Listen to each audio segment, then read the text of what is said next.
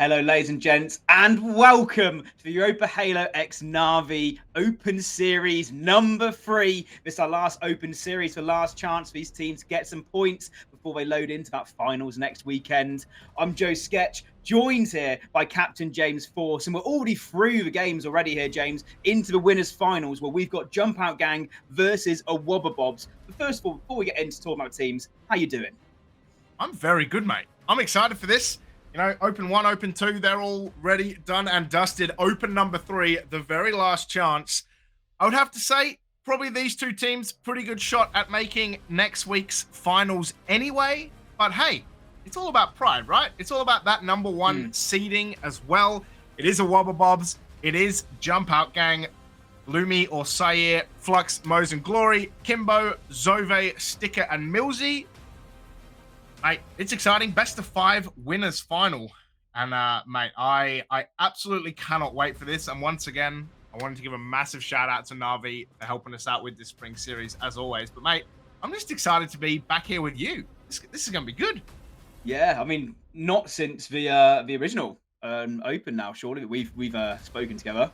Last time I commentated these two teams, it was a WobberBobs who came out on top against Jumpout Gang to make it through to the final against Nata Spincer in our Open 1 for the EuropaHalo Spring Series here as well. So there's maybe a bit of storyline between these two teams. Is a slightly different Jumpout Gang from that tournament, because beforehand you did have Millsy, Sticker, Lunny and Kimbo.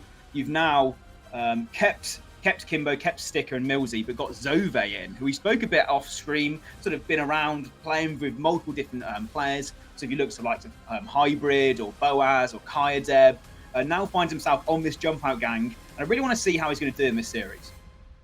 Yeah, I think it'll be. I think it'll be really excellent, right? Like best of 5. So for those, you saw the bracket just there. It's been a lot of best of 3s up until this point.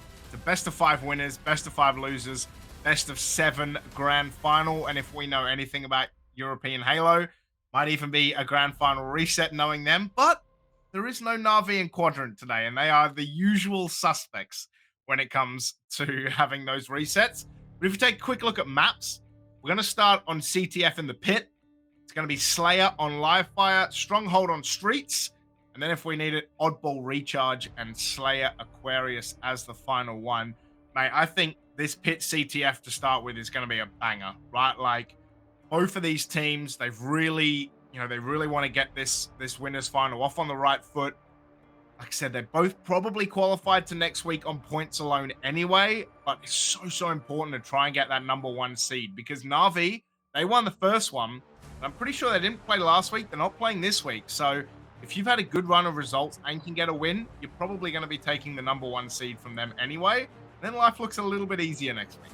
Well, you've also got BH3 Esports, which did win our Open 2. They're playing in this cup as well. I believe it was a WobberBobs who took them down into the loser bracket earlier on in this competition. In the winners' semis, WobberBobs did win 2-1 against BH3. They're currently the top seed based on seeding points.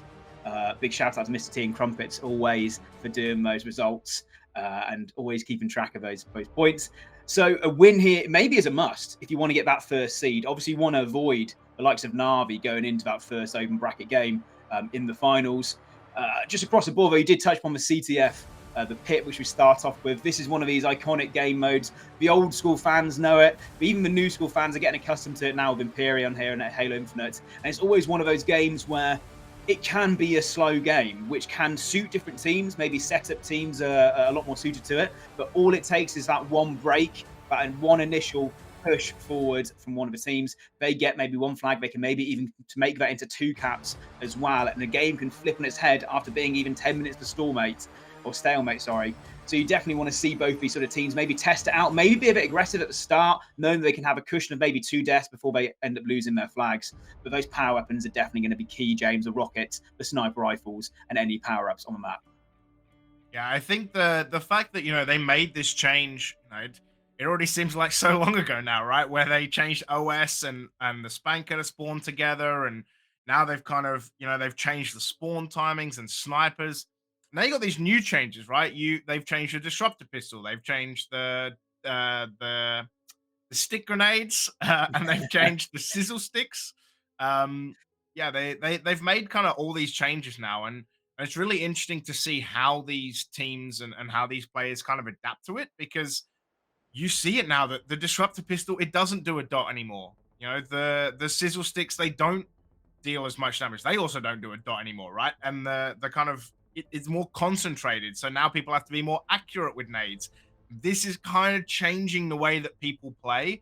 Is that they've got to be far better with these nades, and it's kind of interesting to see who's the one who's adapting to that the most, because I think they were a bit overpowered, right? Like the sizzle sticks stopping people or reducing movement, that's gone, so people can just jump away. But yeah, I think it's interesting. I'd love to see the disruptor pistol go back to a dot, but not have like the super cluster like the needler has. I would love to see that change, and yeah, I guess that's not going to be happening anytime soon, but I know that people are kind of one way or the other, so it's going to be interesting to see who can kind of take advantage of that best. Yeah, and I think these little nuances is what sort of makes the best teams in the game. That ability to change, ability to adapt to a certain new style. Maybe I would imagine that not many teams were reliant on the grenades, but they definitely would have helped out different styles of play. I'm thinking maybe your blue and or red bends on Aquarius, for instance, where you'd throw those disruptor nades, maybe block off a push as another team's trying to capture a flag, for instance, on CTF. That's just off the top of my head, but it's also the information on the map as well, and sort of limiting that information by maybe not even getting any sort of like read, even when you threw your grenades beforehand. Even if you didn't know someone was there, even if you didn't see them, you'd know if they'd been hit. Yeah. And you can sort of just play around those now and see which teams can adapt to that. But majoritively, the gameplay's still the same. When we go into Imperium game, it's going to be mostly BRs, mostly sniper rifles. You might see occasional rocket plays as well with those power weapons. But it's something about two snipers on a map, James. It goes back to that OG Halo like player inside of me, the Halo 2, Halo 3 days, where you'd have not necessarily a snipe off, but you'd have two positions just so suited to sniper rifles, and almost it's heavily reliant on those two players to make the plays. And you see that sometimes on Imperium when players either push up the sniper rifle through sword or go to the top of the tower and trying to hold back any sort of push to their side of the map. But I believe we do the full lobby now, James. We're loading up into our winners finals. Again, it is Jumpout Gang versus the Wobbobs for a chance in our grand finals and for a chance to win the open number 3, CTF and Imperium. Just a second as we get everybody loaded in and locked in. I can't wait. I think this is going to be an absolute banger. And I mean, a Wobbobobs, that side of the bracket has been nuts. So, open final number 2 was Cat Smile versus BH3. They were in winners round 3. Then then BH3 had to go against a Wobbobobs, and like you mentioned, a Wobbobobs won that. Now a Wobbobobs have got to face Jumpout Gang. So that has been a crazy top half of the bracket to kind of deal with that. And if you look at the lower bracket, as we're going to get into this, quickly go through the lower bracket. BH3, actually, if they win their game against Wake Up, Cat Smile Gang is waiting for them. So Cat Smile Gang is in the losers semis, waiting for this to get going. But yeah, it is going to be CTF pin. We are here, and it is Sayat with a couple of quick kills. And I have to tell you, mate, I love the way that he has been playing. You know, not even recently, just for a long time. He has been absolutely yeah, formerly known as the Young Gun in Halo 5, definitely up to skill even more so in this game. Deploy GG's on the screen right now, trying to get some shots towards Kimbo. Pressure is already on his side of the map. His team is already running a flag, despite the fact that our players still alive here. For Jumpout Gang, it's still Glory spinning with the sniper rifle. He's not hitting the shots he needs to, but it doesn't matter, because look around the map, James. Already, within that first minute, 1-0 up here to Wobbobs. They started quickly. Glory didn't get the shots he needed to, but he definitely stopped and distracted towards it. Yeah, man, that was nuts. Like, just talking about Sayer, and he just runs in with the OS and manages to get that flag. This is a chaotic start. It's Millsy. He's going to grab this flag. See what he can do with it. It looks like NaVi VR, actually. Sayer, he's going to feel it. He's going to beat Millsy, even though Millsy has the needler. And this flag should be quite handily returned as Mose. What can he do here against Kimbo? And here's Kimbo, who is going to find that damage, but Mose respectable to get all of those shields down. Zove down as well. Tell you what, Sayat, what a start this has been. 5-1. Glory. Woo. He's going to be found by Kimbo. He's going to pick up this heat wave and the repulsor. Thanks very much for dropping 2 in my lap. What can he do against Mose? Mose is going to get the revenge, my friend. Jumping on board now with Glory. GG's already making plays with that sniper rifle, not even by hitting shots, but just by being a nuisance at the start of the game. And you can already see that there's a bit more passive play here from the Wobble Bobs, maybe just waiting for players to spawn up right now. They don't need to necessarily push. They need the Jumpout gang to react to them, basically. But it is 3 down now for the side of Wobble Bobs. This is Jumpout gang's first chance sort of jump up towards their opponent's side of the map right now. Stick on your screens, just playing a bit cautious. I do like this play because he knows his players around him. The rocket in his side, he can't get the shots off though. So that rocket falls towards Sayer, who's already got 7 kills in this game. Let's see if he can use these to any good advantage. Just playing his corners nice and slowly. Just wait for any teammates to push up, maybe get the call-outs he needs to. That OS player, Kimbo, is already melted. So nice prioritization there from Sayer. He does go down, but takes down that power-up. Oh, man, that was so beautiful. And while he had the spanker, Zove was finding a triple kill on the rest of his teammates as well. So Zove just absolutely went on tear right there to kind of murder everyone else in that team. But hey, it is going to kind of reset a little bit. And it's going to be the side of a Wobble Bobs who are pushing up here. What can Glory do? It's going to get taken down. Kimbo's going to find Mose again. Sayat with the back smack off screen. Flux with a lot of damage there. But at the moment, just about a third of the way through. And it is still a Wobble Bobs with that 1-0 lead. And I tell you what, Sketch, after the start, it's been kind of, yeah, just a little tempered about how, you know, compared to how crazy that start was. And speaking of, Sayer, 13-3, all on his own, is going to try run this flag. He's going to find Sticker, but now we need some teammates. Nice shots there from Sayer. Yeah, it was a great start from a Wobble Bobs, and realistically, that's all they need to do. Sometimes games of Empyrean only last about 1-0 and it goes to time, but you still see Wobble Bobs being the more aggressive team right now. Flux, last person alive in his team, he's trying to fight on 2 different players from Jumpout gang, backs up both Zove and Kimbo. Play his life once again. Going to rotate around. I like this play. He's got players distracted. Isolating the sniper rifle there for Zove. He's down. Oh, another sniper on the side of Jumpout gang as well. He's taken out. That's Kimbo. All of the blue players, you can see them through your screens. They are stuck at the back of their base, and you can see a sea of red fly straight through now. Mo's the first person down. He's going to be cleaned up. Millsy takes down as well. Flux rotates with his teammates, and whilst he's doing the shooting, Glory GG's is there. What a nice double kill as well from Flux. He's still going here as well. Gets shots onto Zove. That flag stopped. I don't know if teammates Glory is just waiting for his shield to come back or not, but Flux is this first line of defense right now. All players from the side of Jumpout spawning towards that tower side of the map. They've got to make the long run across his bottom middle, and Flux, he's just trying to hunt from right now. Yeah, and Mose, he's going to find the spanker as well. What can he do with it? But in fact, there's not going to be a lot that's going to happen because the spanker's going to go down. Millsy's on a 1v2, and that is so good from Mose, as Glory is going to score the second cap. But once again, I really like what I see from a Wobble Bobs. That's twice now they've picked up this spanker, and twice they've made it the sole mission of the spanker to get rid of OS. They are perfectly happy to just remove this OS from the map, even if it costs them the spanker. They don't care. They're like, we will just beat you on BRs alone. We don't care about what these power-ups are. We will just plain out and out beat you. And at the moment it's working. So yeah, 16-6. The man is on a mission as Mose is on a killing spree. Glory. He's going to be approaching this flag. And Sticker. Oh my god, man. I love that interference as well. Mose just gets in the way. Stops it going down. Even finds Zove as well. Mose is on an absolute mission before he's going to get shut down, but Glory runs it in for 3. And I tell you what, Sketchy, the Wobble Bobs are absolutely running riot.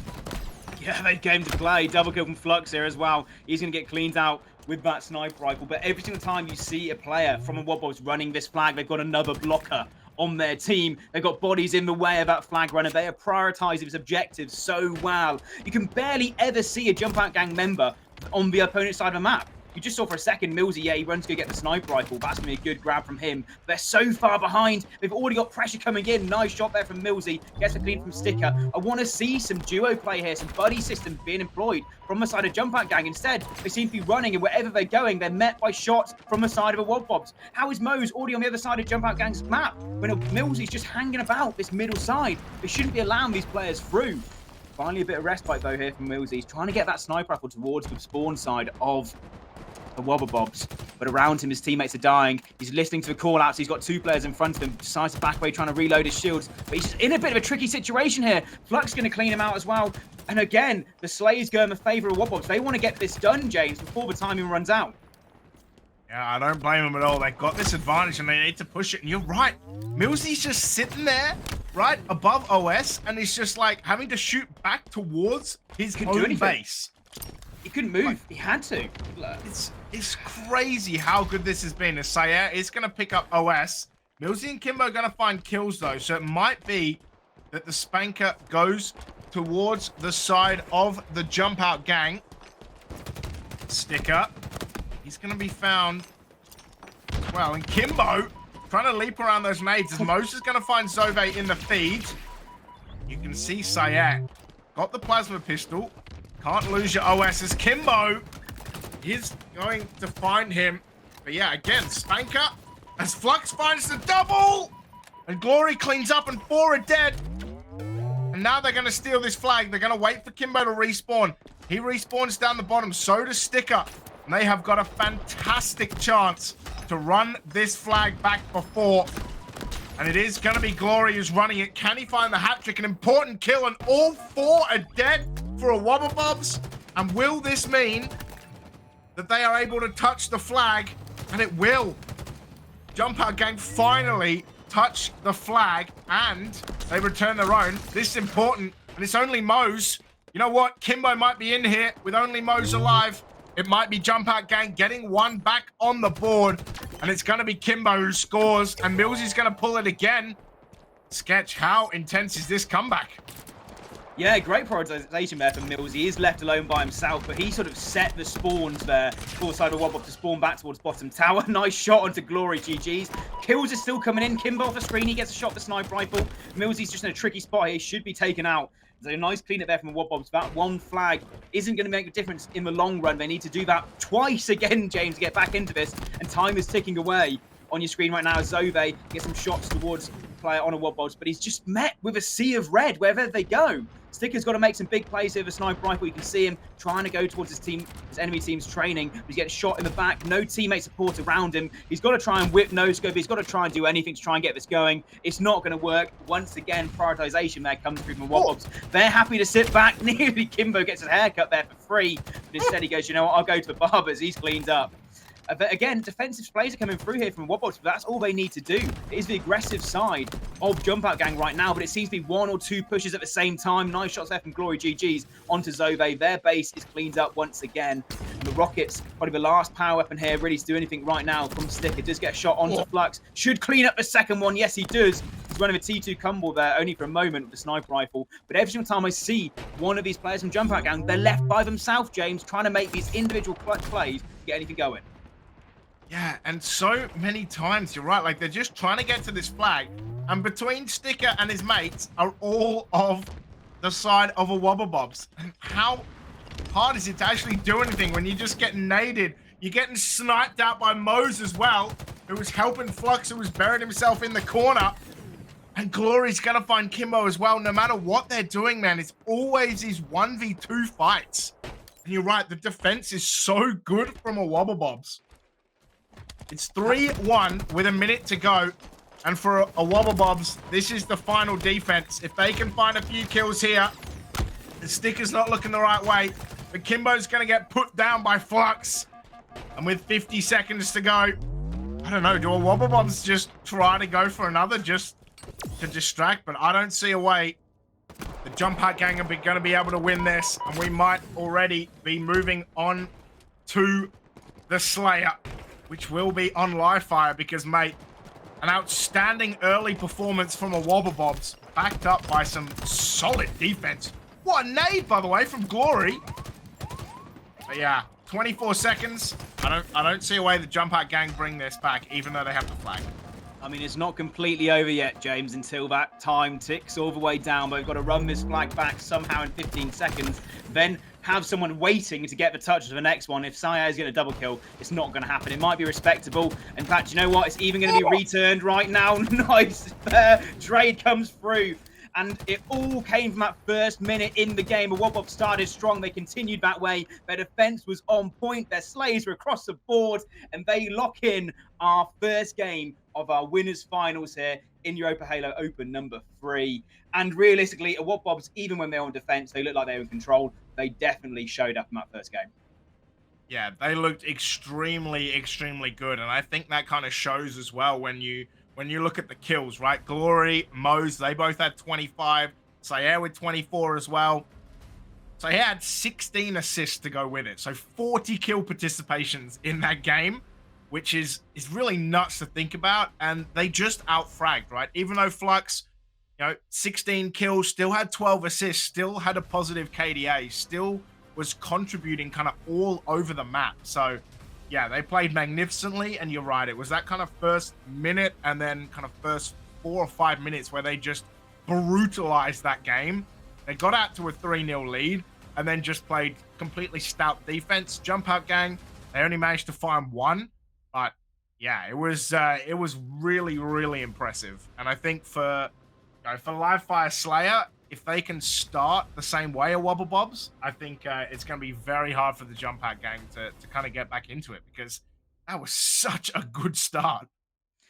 Yeah, it's something which has been going on in Halo now for 22 years, James. It's very simple, the buddy system. Back in Halo Combat Evolved, when you first started, first got those LANs going, there's a lot of 2v2s going on to sort of hone individual plays with your teammates.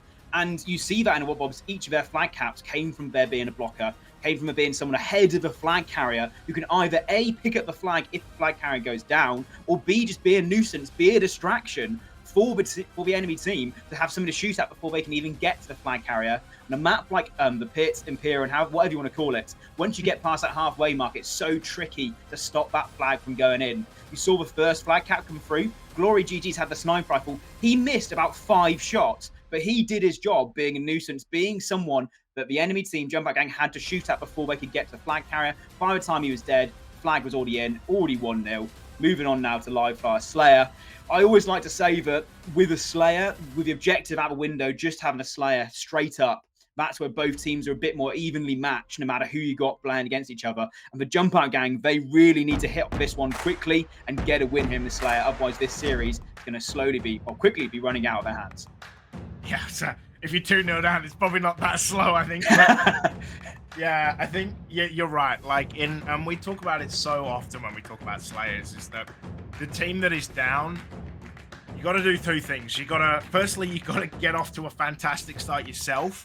But if you can't do that, you got to stop the other team doing that. You've got to try and make this as even as possible going through, because it is the underdog that usually wins the Slayers, right? Like if you kind of look back, it's if you're losing objective modes, Slayer is the time that you can kind of bring it back. But I think it's going to be interesting. I think, there's so much in this map, whether it's the sniper. We've got another sniper. We've got another overshield. So it'll be interesting to see, how these guys use that. But we are going to start on board with Sove. There's 15 seconds to this OS. As far as I can tell, no one really went for the sniper, but they definitely went for the heatwave, Sketchy, as it is going to be Mose with 2 early kills. Yeah, nice start from Mose, but he still does have players in front of him. Cleans up Kimber, gets a sniper rifle, trying to get away with his life. Not going to happen, but that OS is still up for grabs. You got 2 players in Wobbobs who are just waiting, almost like candy in front of the shop there, just biding their time before they can get a touch onto it. Instead, it's Jumpout gang getting the clean as they need to. Mose, the last one alive, he grabs the OS off screen. So a nice stop there from the side of Wobbobs, at least from stopping Jumpout gang from getting his OS, but Sove cleans him out. So a nice start there from Jumpout gang. The OS does go on the side of Wobbobs, at least that Jumpout gang don't have that to work with if you're a Wobbobs fan. But the Slays, you can just see them all on the bottom left of your screen right there. They're coming through and they're all blue. Yeah, fantastic start. Jumpout gang, what a no-scope from Millsy as well. Whoa, what a clean shot that was. But it's going to be a 2-for-2 trade down near the OS. It is going to be Kimbo against Glory. It is going to be Sticker who comes in third parties. And the buddy system is right. The Syed does find the back of Kimbo. And it is going to be Syed versus Millsy, but Millsy's going to have help and get the victory. But you're right. Fantastic start for Jumpout Gang. 16 to 10 already. And they still have this sniper, even though it only has one bullet. So if you're a Wobblebobs, just need to take a moment to reset, calm down, as Kimbo and Zove are going to find even more kills. It's a 7-kill lead right now. 2 members of a Wobblebobs are dead again. Hey, it's 20 to 11, Sketchy. We talked about having a good start, but mate, I don't even think Jumpout Gang could have predicted how good this start is. I'm just waiting for Millsy to use this one shot. He's been saying it for so long, James. Oh, we go off of him before we can see him use it.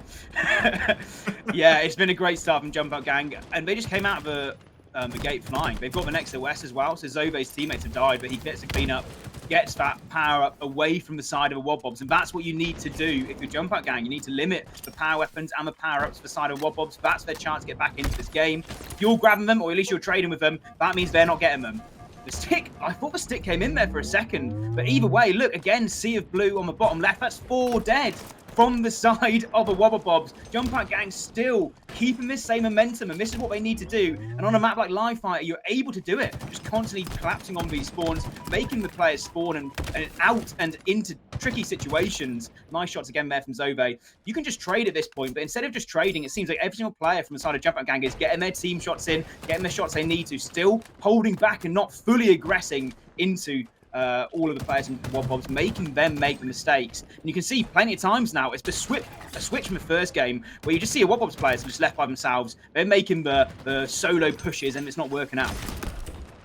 Yeah, you're not wrong about that. Like, the craziness just around this kind of Brutes area, training dummies, just the amount of times that a Wobblebobs are running in here, and you have 3 or 4 man Overwatch from the Jumpout Gang, and they're just finding all of these kills, as Kimbo is going to be no shields and quite low. But it is 33 to 20 right now.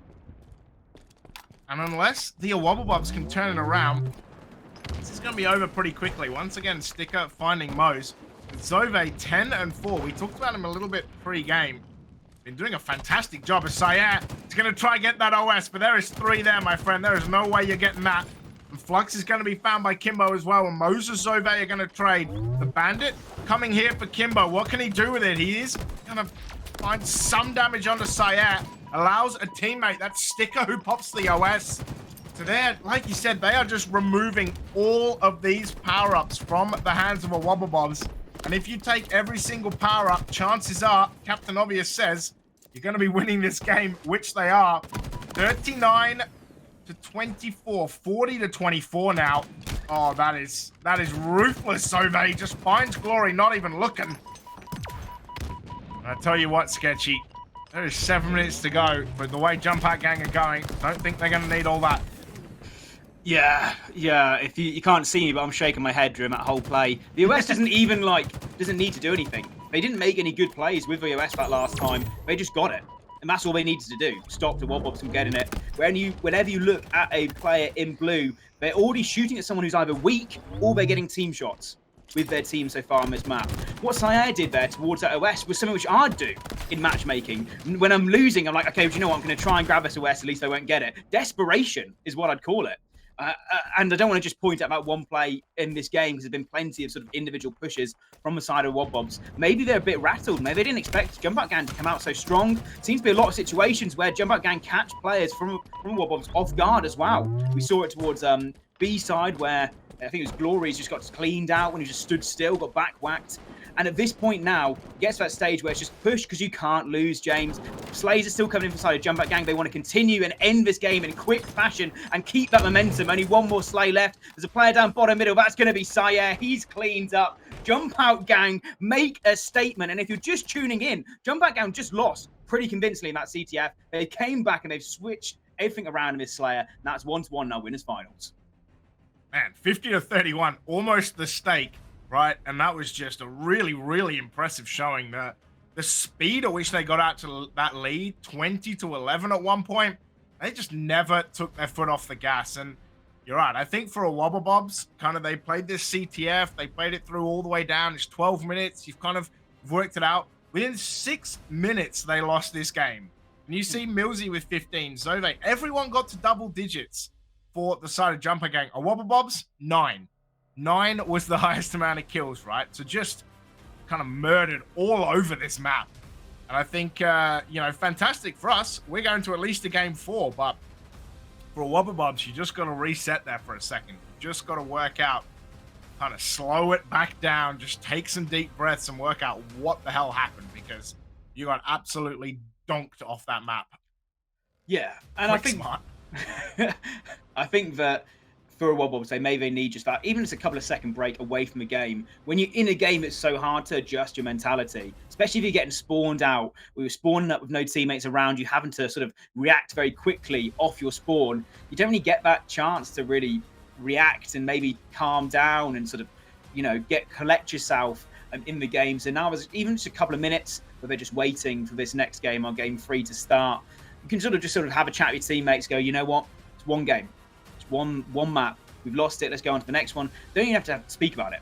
I think that's sometimes the best thing to do, is just say, okay, right, chalk that one over, street strongholds, what we're doing, and then just go on to that one, reset your mentality. But if you jump out gang, you're you know, you're keeping that momentum going, you're still speaking in comms, like, you know, you don't want to just completely go overboard and be overconfident, but you want to still have that energy when it comes to comms, even when speaking for this next one, try and just sort of waiting to get back into the game. It's going to be street strongholds for our game 3, often the swinger in the series here, James. I'd say, I don't have the stats in front of me, but I reckon most teams who win that game 3, they go on to win the series. Yeah, you're not wrong about that. And I think the thing is, you're right. Like, for a Wobbabobs, it's just take a minute. Like, the thing that we can see, right, is that as soon as they got back into the lobby, Glory was like, boom, next game, let's do it. We're ready. Let's just smash into this one. We want to get going. Like, they realized that they got belted, right? And I think for them, they might have even stopped worrying about that game when it was like 40-21, because it looked done at that point anyway. So for them, it's just, right, we want to put that game out of our head. We don't care about it. We lost, fine, but now it's time to turn back on. Now it's time to switch the focus on. It's ranked strongholds. Sorry, street. Well, it is ranked. It's street strongholds. There is, right, Spanker, Bulldog, Stalker Rifle. Lots of things to play around with in this map, the Disruptor. One thing we didn't talk about was the Shroud Shield as well. You saw it briefly there. Having that change from having 2 charges to 1 charge only now means that teams really have to play with it. They really have to kind of concentrate on where they're putting it and plan it, and that's kind of something that you're seeing as Flux with 3. What a start that was. Finds 2 kills. And that's going to allow his team to find B and C, but what a spanker that was, my friend. Woo, that was a start. Yeah, it was like a reaction shot to the spanker there to get those 2 slays. And I bet the players who were shooting at him didn't even realise that was going to be the case when Flux can fly around the corners with those rockets. Off the back of that, though, Jumpout Gang seemed to get the initial slays they wanted to. They don't have a strongholds right now, but still on your screen you can see the kills in favour of Jumpout Gang. On board now with Flux, he's really got the only kills for his team right now, trying to make some plays. There's a triple cap coming through from Jumpout Gang now. The aggression from their side has continued from the game 2. Flux in a bit of a tricky situation. He's sort of playing this stronghold by himself. Should be able to capture this one, which is nice. He's got teammates already trying to make their way towards B. The defense comes through from Jumpout Gang. So what a start once again. After those rockets came in, Jumpout Gang flipped the switch. They got control. Brief triple cap, but now they are battling for this B side between both the 2 teams. And you saw that on board with Glory, right? Like, when he threw that stick grenade, that it didn't explode as much as he wanted it to, because now it's a cone, not kind of an everywhere grenade. So it doesn't go as far and as wide as it used to, but it just deals more damage in a cone. So sticking it to a wall, Millsy being like stepped back from the wall means that actually he's not going to take any of that damage. So yeah, now teams have got to work out how to play these grenades just a little bit better. Spanker is going to be up, and this is going to be a trip cap the way of a Wobbabobs now. So what can they do on board to kind of put as many points on the board as possible? tell you what, the one thing I love about this Wob side, even though Glory just missed with the point-blank rocket, is that whenever you're on board with them, it seems like Jumpout Gang have to be playing their best Halo to be in the lead or to be in control of the game. Wobb's making it comfortable and make it look easy. You just got Flux walking around the rocket, he's just slowly checking his corner, switching between his BR, his teammates getting the slays they need to. There's no real sort of urgency because it doesn't need to be. Because he's just very sort of comfortable on the map. You can see his teammates around him. They're getting a nice sort of setup. They're realizing when they can push, when they can just single cap or double cap a base. And Flux just right now, he just doesn't even utilize the rockets to best ability, but around the back of that, they've got a triple cap. And we've just been on Flux's screen, he's seen about one person during this whole time, and somehow, with his teammates getting the slays around him, they get that triple cap. Even though it's momentarily, Jumpout Gang will get control of A right now, unless Sayer launches Millsy off the map and they get the reset. Maybe I spoke too soon there, Sayer. Somehow conjuring that grenade to fling the player across the map, the reset comes in. Missed triple cap, it's just one, it's frustrating, but two, it's worrying for the side of Jumpout Gang. Yeah, Sayer is going to find the kill though, but you're right. This triple cap still holding briefly. It looks like it will go down, but still 165 to 24. And it was fantastic for the Jumpout Gang to have the early, this early trip cap, an early lead, but 24 points. If that's all they're going to get, yeah, that is not going super well as Glory and Millsy are going to trade. They are finally going to put some points on the board with an A and C hold, but this is Streets. A and C not easy to hold together, and they've already lost it. Now, Wobbabobs, so much time on the trip cap. Flux is going to find Zove. The feed looks pretty even, but Sayer's going to find Kimbo. Now it's just Sticker. Sayer was on a killing frenzy. Oh my god, 15 and 4, tearing this map apart, and they're almost at 200, Sketchy. Damn. That's, wow. Yeah, they are rocking and rolling in this stronghold. The answer to the question of why is the lead so in favour of the Wobbobs is because of that Sayer killing frenzy. The rest of the team are making moves as well. But it seems like whenever, even when Jumpout Gang get 2 dead or they get 3 dead, it's a reactionary to a defense, or it's not in a position where they can sort of capitalize. Finally, you got Zove moving towards his B side of the map. It's been a real crutch in their side this whole game. Just trying to capture this one is either they sacrifice a home base or they die and get recapped straight away. Eventually, Zove comes out with his life. They do have initial control here of B and C. They need to get something going right now, James. They need to get the slays in their favor. They need to stop this initial push from the side of a Wobbob. Zove gets 1 kill, but around him, his teammates are falling once again. Glory's now trying a bit of a flank right now. He's got 2 players on the hill. There's only Kimbo in a position to really deal with this. I don't think there's much that Kimbo can do. Nice shots from Kimbo. But the reset comes in. Actually, Millsy and Zove get the slays they need to be still in control of Jumpout Gang. It is a nice hold from them, but they've got to do that about 5, maybe even 6 more times to get back into this game. You're not wrong. They just need to be able to hold the... And look, you can see Kimbo is actually... You know, these 2 guys were heading towards B, and they were losing C in the process. Sticker, he's going to start getting chased as Jumpout Gang are going to reset this C site. So, 213 to 72. And a beautiful work from Glory to just jump and shoot those nades. But Sayer, 17 and 8 right now. As Mo's going to be on 9 assists as well. So he's been doing a lot of team shots as well. Sticker, going to try and get into this A side, but what can Glory do? Glory going to head towards this Spanker. Can he find Millsy straight away? No, he can't, but Sayer with the follow-up. I think that Spanker is going to be loose as Mo's going to find the kill, and it's a trip cap again briefly. Before Jumpout Gang are going to find it, but Sayer with this Spanker, he's going to miss Sticker. Can he find Millsy? Yes, he can, as Millsy runs in and gets absolutely obliterated. Sayer's going to connect, and that's going to be it. Zove can't get into that B site quick enough, and Sayer with the 20 bomb, including that save right at the end, is going to make sure that a Wobbabobs stomp their way to map 3. We're heading to an odd ball on recharge, if I'm not mistaken.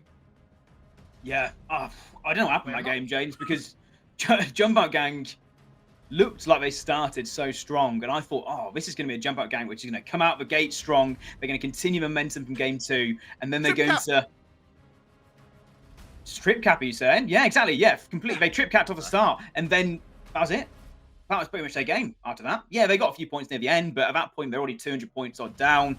And it just seemed like, even though there was a triple cap coming in from the side of Wobbobs, they just looked comfortable, back in control of that map. And if you check the KD, no longer the screens, but it's effectively neutral from 3 players, from Glory, Mose, and Flux. And then Sire, positive 11 in the game. He's the difference. They outslayed by about 11 kills as well.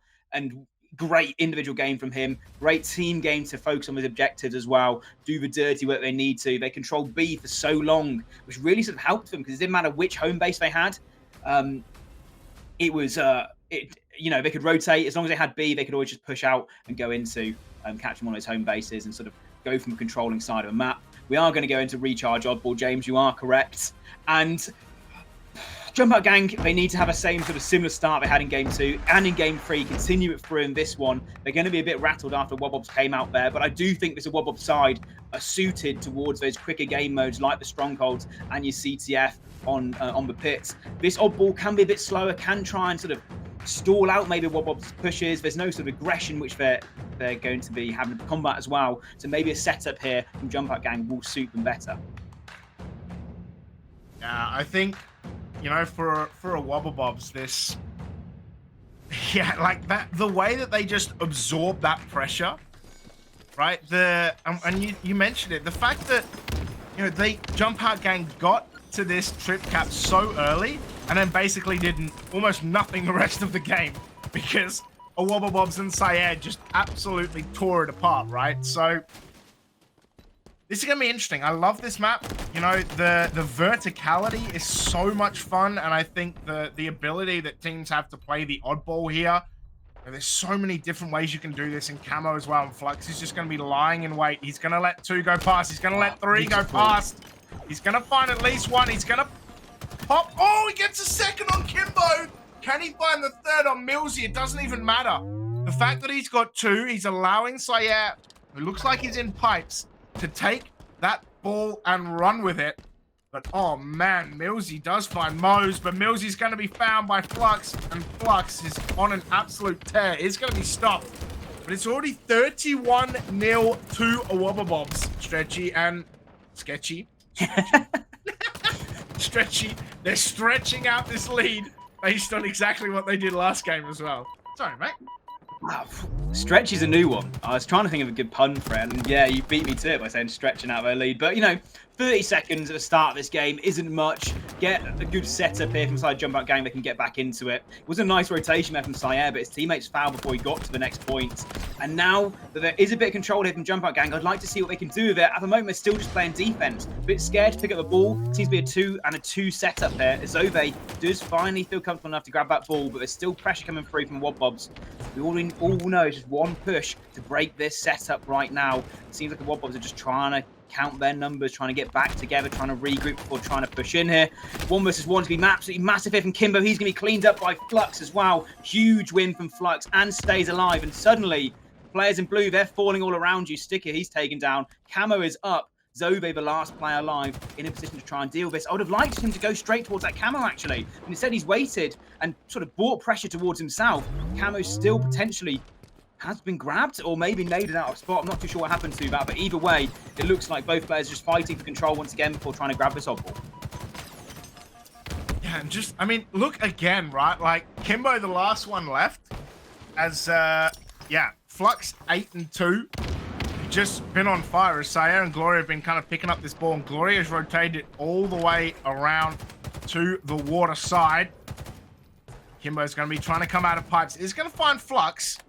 But yeah, all this time, the oddball is just ticking, and now it's going to be Kimbo with this shock rifle. He is dangerous. What can he do? He's going to take Sire's head off as Zove find Mose. Ball's going to be played.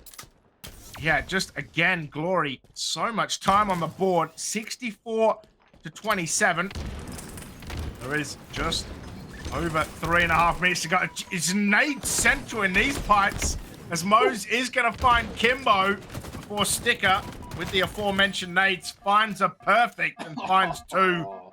And now with 3 dead, it looks like Jumpout Gang can finally grab this ball and have a little bit of time. Yeah, I like this play from Jumpout Gang. They did get pressure towards the side of Wobbobs on Hydro. Wobbobs did throw that ball at the map to reset. And Jumpout Gang were like, you know what? We're not going to jump towards it. We're going to try and get the next set of slays. Try and rotate this oddball into a good position. They are just left again, though. As soon as I'm praising them, they all get taken down. The amount of times we've said in this series, oh, there's one person left for Jumpout Gang, seems to be the only thing we say when we're on board with a Jumpout Gang player. That time it was Zove, he's cleaned up. And the setup which Jumpout Gang spent so long and so hard to create, is just given over to Wobbobs. They couldn't really even use it to that advantage. Maybe one more set of slays here from the side of the Wobbobs and they can maybe win this game, win this round even. But at the moment, it just seems once again, both players trying to get those slays before they grab the oddball. Nice kills coming through though from Jumpout Gang. They clean out pipes. We're on board now with Sire as he's trying to make his way through. Finds Kimbo weak. He's in a bit of a tricky spot here as Jumpout Gang get control of this oddball. They've got it in pipes, maybe where they want to, but both players are still just fighting it out. Both just trying to battle towards this oddball. Sire gets the advantage he needs to the high ground, cleans up two. Camo player's running for his life right now. Sire's not going to clean him out. He's going to decide to back away. So Zove with Camo still alive somewhat on the map. He's got to make a play, though, to stop his enemy team from getting anything going, and he can't. Zaire cleans him up. Oddball back in the side of a Wobbobs. Nice play there overall forward players from Wobbobs, but definitely from Zaire. Oh, man, that's really awkward as well, right? Like, you have Camo, and then what do? You use the grappler to get shock rifle and reveal yourself. That is really awkward timing. Beautiful play from Zaire, though. But it is going to be Glory, who's in a bit of a kind of a crushed situation. But it's 91-42. And Jumpout Gang, they're going to have to play some pretty perfect Halo. But it is going to be only Millsy and Kimbo around this ball for the time being. Zove, he's coming in to try and help. But while they're doing that in pipes, Flux is just going to yoink the ball and try and leave. It's not going to be totally successful. As Sayat, the only one left alive in a 1v3, has a plethora of options as Zove finds the overkill. He almost finds another, but he's gonna find this ball and take it down to Hydro with that overkill. Could this be the comeback? You're gonna watch all of the Wobbobobs try to flood towards here. Firstly, it's Sayat, while Millsy finds Mose. He's just trying to find as much time as he can. Zove with this ball. They're going to approach 60. Glory knows exactly where he is. And Kimbo's going to go down. But how costly is this going to be? Zove is going to go on the killing spree. And whoever that was is not going to be able to pop the camo, a sticker. Wow, Glory just didn't even move, man. Just stood, delivered, murdered. The ball gets reset. It's taken by the Wobbobobs. And they only need 7 seconds for this round to be over. And it looks like they're going to be able to do it. 3 dead. This round is done. A Wobbobob's looking good so far, mate. How disheartening is it if you're the player from Jumpout Gang where you're trying your hardest to play your life and you look up and Glory is just stood still shooting at you? That must be demoralising at that point. Oof. There's a great hold there from Jumpout Gang at the end, but it wasn't enough. That initial lead early doors from the side of Wobbobs what they needed to get through and overline in round 1. But we still potentially might have 2 more rounds left if Jumpout Gang can get something going. First fight towards Camo is underway. Looks like the side of Wobbobs have won that one, but I'm not too sure where Camo's gone. Either way, we're on board with Sire right now. Had a bit of a slower game compared to his game 3, but doesn't need to necessarily be popping off with his team already 1-0 up in the rounds. And they're just waiting. They're trying to bait out this oddball. The Needler trying to come in. He's trying to make the perfect grab with the grapple. But around him, teammates are slowly getting in faster themselves. Camo on the side of Flux. He's going to get cleaned up, back whacked by Zove. So he gets a shock rifle. That oddball's going to be thrown out towards the middle of the map. Bit of a weird start there from both teams as they tried to battle for control. But right now, seems like Jumpout Gang are in the ascendancy. They're trying to get something going here. Yeah, most. Oh, Glory! Oh no! No, mate! What's going on? Oh no! Oh no! Oh, the panic! Oh, you hate to see that. That's so awkward. Just has him dead to rights and then just whiffs everything. Oh no! But mate, how must you be if you're Zove, right? You get an overkill, you get on a killing spree in the first round, as Flux is gonna find the kill on to Millsy. But Zove, right? 14 and 12 was going very well in round number 1, found the overkill, and you have to do all the ball time. Your teammates have 10 seconds combined, and you have 56 and an overkill? Like, come on, lads, help the man out. Oh, well, Kimbo's just doubled his time, mate. Tripled his time now. quadrupled his time just by holding his odd ball for 6 seconds. Either way, you know, you sort of just don't look into it. You just play the next game, just try and get something going. Maybe think, oh, I'm going to be a bit more. Whoa! Mose is playing some sort of Matrix Neo map here as he flies across the map, gets an assist onto Kimbo. Yeah, you just try and chalk it up. The grapple seems to be coming in quite a lot in this game, as both teams are just trying to get the battle going. I don't know what I'm watching here. Moses' sensitivity's off the board as he's flying across the map. He's trying to wall run across most of Recharge here. Finally slows down a bit, gets control of this odd ball. And Jumpout Gang, they had a nice start this round. They're only 6 seconds or so down. Seems like this one's a bit more back and forth, a bit more hectic, and maybe that's suiting Jumpout Gang a bit more than they were when things were getting controlled and they were definitely in the side of Wobbobs. Finally, the Slays come through. All of Wobbobs go down. Jumpout Gang have this pipe side of the map. A nice nade there from Sticker to try and preemptively guess where Flux is coming from. But Millsy just decides to run up with the oddball, maybe going for that face punch. Gets cleaned out of South, and that's I don't like that play there from Jumpout Gang. They didn't need to be over-aggressive. They should have waited for Wobble to go towards them, create their own nade sort of like banking corner, and then just move the oddball back towards Turbine. They didn't need to do that play. Yeah, and it's cost them as well. Like, I mean, it's still 20-20, but they had the opportunity to put a lot of ball time on there. So we're going to go on board with Flux. So yeah, that man is finding kills everywhere at the moment. Found the double kill to kind of push in to top pipes, and now Millsy, he's going to grab this ball. Sticker's going to find Glory. They're going to section off Flux with these nades, but he's going to come through anyway. The oddball's going to go down, and Sayat, well, you can't run out there, mate. Millsy will find you every day of the week. Kimbo with the double. It is going to be Kimbo who is holding that ball. And props to Jumpout Gang. The rest of their guys are starting to find some ball time, really trying to help Zove out. Well, it looks like he missed it as well. But Millsy, he has the high ground. He is Obi-Wan Kenobi here. It's going to find the assist. It's going to find a kill onto Glory as well. And now this is starting to work. But Mose is the only player left on this map. Mose, by himself, 1v7. And he is going to get still back smacked. Because he had the camo as well. Zove, the Sneak King, is going to get taken down. But 46-20. And Jumpout Gang, they are pulling this second round back, which is good because they need it. It's do or die for them right now. Yeah, on board with Glory. Just seems like Wobbobs.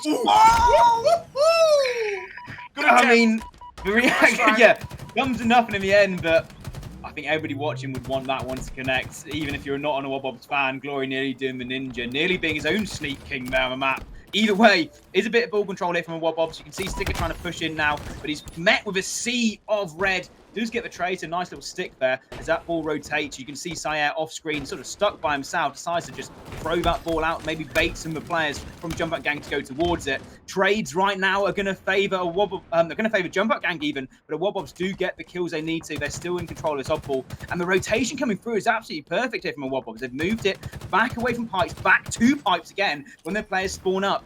This seems to be the third setup on this round at least, James, here right now, as a Wobbobs are about to tie up the score. Yeah, Wobbobs with a really nice setup. The interesting thing I like about this game is that not many people are using Hydra, right? Like, everyone's going to stick around this pipe situation just trying to outslay, which is probably why people like Mose have 26 kills and Glory has 24. Flux, again, with a lot of assists, but it is going to be a Wobbobs who take the lead. And can Kimbo be found? Mose has to win that. Is going to find the assist, though. Flux with another kill. As Glory's going to find the assist. He's going to take the shot rifle. And with all 4 dead, a Wobbobob's going to get some valuable time on the clock here. I'm going to push the ball down. I'm not sure I like that play, Sketch. Like, no one is harassing him. And he's put the ball down. He's going to try and find Zove. Yeah, I'm not sure I like that. They really could have finished that game. Like, look how long that ball has been there as Glory finds one. But no one has gone for that ball. And now, Jumpout Gang are going to pick it up. But Glory could have had at least 20 seconds, if not more, on that ball. Almost closed this game out. I completely agree with you, James. I think, if anything, maybe it was around the camo, maybe it was around the shock rifle. Maybe comms came in and Glory thought someone was pushing him when he wasn't. It would have been a good play if there was pushing coming through from Jumpout Gang, but instead it was trades across the board, really, and this game could be over right now. Instead, Flux does get the clutch kill, but now, off the back of that, Jumpout Gang have a chance here, have an opportunity to rotate this oddball towards Hydro if they can get the slays they need to. This shock rifle just seems to be cursed right now. Everton Play picks it up, gets it cleaned out straight away. There's trades back and forth right now. All of us favouring the side of Wobobs because James, look at the bottom of your screen, 19 seconds left. They've got control of the oddball. They've also got control of the map right now. Wobobs, if I'm with them, I'd just throw that oddball off the map. Maybe throw it and bait the players from the side of Jumpout Gang to go towards Moe's. Instead, finally that is going to be the case. Maybe that's what Glory's trying to do earlier, but instead they need to control this map for another 10 seconds, and it needs to be perfect Halo here from Jumpout Gang. They do have control of the oddball right now, but Glory's trying to make a stop to that. Seems like Gimbo's just in a really tricky spot by himself. He's going to have to drop his oddball to fight. He falls down, 6 seconds left. Glory's just got to play his life, be a bit of a bait, just run around this oddball. Look at him go, rings around the roses to win the game, to win the series, to win our winners finals. It's going to be a Wobobs off the back of Glory GG's running some figure of 8 towards the middle of the map. You'd love to see it some way to win a series. Either way, a Wobobs, they lock in our grand final right now, James. And overall over the series, I'd definitely say they would deserve it of it. Yeah, they apart from that one Slayer, they looked a lot better over the series. But you're right. I love the Glory GG just running circles right at the end. And you know, we thought he'd misplayed it, like when he threw that oddball down into mid, but in the end, he got it done, and yeah, it looks pretty comfortable. I mean, Moe's dropping the 30 bomb. Millsy almost had it as well, but man, Flux, Sayer, Glory, everyone contributed there, and I think it was, yeah, it looks really, really good from the side of a Wobblebobs, and you know, full credit to the Jumpout Gang. They made that second round look a lot closer than they did in the first round, sorry. But yeah, in the end, time ran out. And the Wobblebobs, they are going to be moving into this best-of-7 grand final. Mate, we'll be back with the losers final, which is still a best-of-5.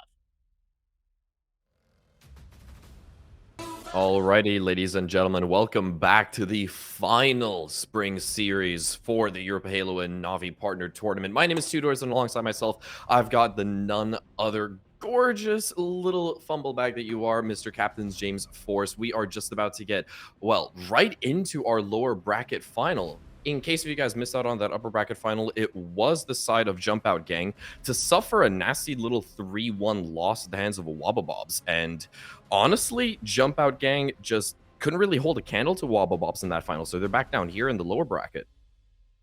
Yeah, that apart from that Slayer, where they pretty dominated, actually. Like, all the objective games, they kind of got rocked. Yeah, and now we are down here in the losers final against BH3. And BH3 just beat the Cat Smile Gang.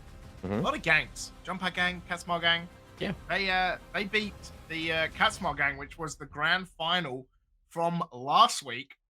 So, yeah, BH3 finding 2 wins in a row against the boys from Cats. So it is going to be BH3 versus Jumpout Gang. It is going to be Oddball on Streets. Then it's going to be Slayer Pit, King of the Hill Recharge, and if we needed, CTF Argyle and Slayer on Livewire. Mate, I'm excited for this. Oddball Streets. Always a good one. Yeah, it's a classic one at the end of the day. I'm very curious to see exactly what Jumpout Gang are going to be able to actually bring to the table, given the fact that they lost their previous game just a few minutes ago on Recharge, 2-0 versus a Wobblebobs. And yeah, already you mentioned it. BH3, the Burning Heads, they were the winners of the previous Open Series number 2, outright taking it and qualifying for the spring finals on top of that. So they've already got a massive, massive advantage moving into this series on paper alone. It'll be interesting to see how these two teams do manage to play. Zove is going to find a kill as well. Kimbo's on a couple. At the moment, it's only Warlord who even has a kill, but it's Zove with this Spanker. It's Millsy with this Oddball. It looks like a very, very good start for the Jumpout Gang so far, but Millsy manages to find a rocket after death. And it's going to be Zove who picks up this Stalker rifle. But mate, Sticker, 4 assists already, and not bad. Some oddball time. Yeah, exactly. He's got his hands on the skulls. He can just farm a little bit of time and rotate that off a little bit further towards PD. But for the time being, yeah, you have got the side of Jumpout gang that are just playing this fairly reserved as much as humanly possible. The Burning Heads looking for a little bit of a breakthrough. Sure, they are fragging out just a little bit harder, and they do claim control of the skull. Nice little shout screen to actually get back to safety over towards the police department side. Zove now trying to apply a little bit of pressure. HE's tossed on through as well, and you can already see Burning Heads, they've read into this. They are starting to feel a little bit uncomfortable, and that's that's glorious actually coming out from Zove, playing his life to the absolute limit and getting away with a two-piece. It's kind of a slow start. We do have someone, it looks like, who has joined this lobby. So hopefully, yeah, we might have to do a restart and work out a way to kick them out. So it happens to everyone. Don't worry. We'll be back with you very short. But yeah, I think it was 15-10 was the score. So we'll wait to see what that looks like for what the admins rule. But yeah, a good start from both teams. I think quite even. Yeah. But yeah, having 9 players in the lobby isn't quite the way it's gonna work. No, unfortunately not. I don't exactly know who this Mr. Simon is that just happened to waltz into the open lobby, trying to have a little bit of fun himself, but no, we'll get that started, or we'll get that sorted out in the meantime fairly quickly, so not necessarily to worry about that. But yeah, Oddball Streets, fairly even start off for both teams. There was quite a lot of action taking place over towards the Spankers. Both teams were vying for control, and I think it was probably one of the first instances where I saw both individual teams actually fire off one rocket individually, which in Halo Infinite just doesn't really happen all too often. We did see, as you mentioned, Millsy end up exhausting that very, very last rocket in the barrel to get himself a trade after being on very, very low HP. But yeah, still super duper early days. It's going to be a really, really tough one to call, especially just by how those first 2 minutes of the opener went. But yeah, we still have got a Wobble Bobs waiting in that grand final. It would be honestly a little bit comical if the Burning Heads are able to actually make it back into that grand final itself. I mean, they don't even necessarily need to be here because they're already in the finals. I guess they're here just for bragging rights by the looks of it. Yeah, I think the main thing for them is they're there for the seeding, right? So you win, you automatically make it. So NaVi won the first one, BH3 they won the second one. So they're, like I said, they're automatically through to the final. Yeah. The more points you get, the better your seed is going to be. And NaVi only played open number 1. So they won, guaranteed themselves a spot, and in the past couple of weeks they haven't been playing. So by that alone, BH3 is going to have a better shot. But yeah, Wobble Bobs, Jumpout Gang, Cat Smile, these guys have played in multiple opens. So yeah, it's kind of those points racking up. And for BH3, what's the best way to secure number 1 seed? Well, win twice and make sure no one else gets automatic promotion. So yeah, that's should be good. Yeah, we're gonna get back into it. Yeah, we can see on our observer feed that we have basically sorted out all of the issues, so we are going to get back into the swing of things in just a few seconds. I do think I also have the exact points also kind of just lined up for the time being, and I believe the points that have been calculated by the lovely Mr. T Crumpets, who also casted last week. He did a pretty good job as well, but he does an even better job with the stats and all of the cool things that he posts on socials as well. And I'm just looking for the team that is a Wobble Bobs. They are currently seeded 13th as of last week's posting. They've got about 7.2k points, and given how far they've actually been able to make it into this open series as well, that should essentially bump them up potentially all the way into the top 8 if they're not already seeded there for the time being. So this should be also a fairly comfortable qualification for a Wobble Bobs, but obviously they are going to be vying for that number 1 spot for the victory at the end of the day, because there is a little bit of a cash incentive as well on top of that. But still though, we are just moments away from getting back into the game, and we have gotten confirmation that we are going to have a 9-point aggregate in favor of the Burning Heads, because they had a 9-point lead by the very, very end of the disconnect. And now, well, we can get right back into it, James. Let's hit it. Yeah, it's going to be good. I don't think we even called out teams to begin with, but it is Bastos, Sunrise, Marcus, and Warlord for the side of BH3. But it is going to be a couple of early kills to Millsy, as it's going to be 3 dead for the side of BH3. Spanker picked up by Bastos, though. He's going to find 1. He's going to find 2. before he gets taken out from a beautiful shot from Kimbo. And Sunrise is going to try and find some revenge, but he's just going to grab this ball. Yeah. Try to put some time on the clock pretty early. Okay, and they've already rotated it off over towards A, and, well, where are the rest of Jumpout gang on? The exact opposite end of the map, so this is a brilliant setup that BA or that Wobble Bobs have actually got going for themselves. And yeah, they can basically just start to... Oh, no, wait, I've completely mixed up my teams. BH3 have got going for themselves. Pardon, apologies. But yeah, no, they can do a good job of controlling the spawns, but as I say that, they've already basically just gotten flushed down the drain by Jumpout gang. Good comeback. Sunrise did have a lot of that ball to begin with, but it's going to be Zove holding on to it now as Kimbo, 4-1. Can he make it 5? He will get on that killing spree against Warlord as Zove is going to trade out with Marcus. A 21 kill lead to the side of Jumpout gang to begin this. Kimbo on the spree. Can he find another? Will find the 6th. He will then find this ball. Play this back towards PD. Yeah. Good start and a good amount of time they're getting on this board as well. Yeah, as you can see, the members of Jumpout gang are kind of making sure the BH3 are stuck on the other side of this map. What can Kimbo do? He's going to find Warlord again as Zove finds Marcus. He is one shot though, but 35 to 13 early, Tudor.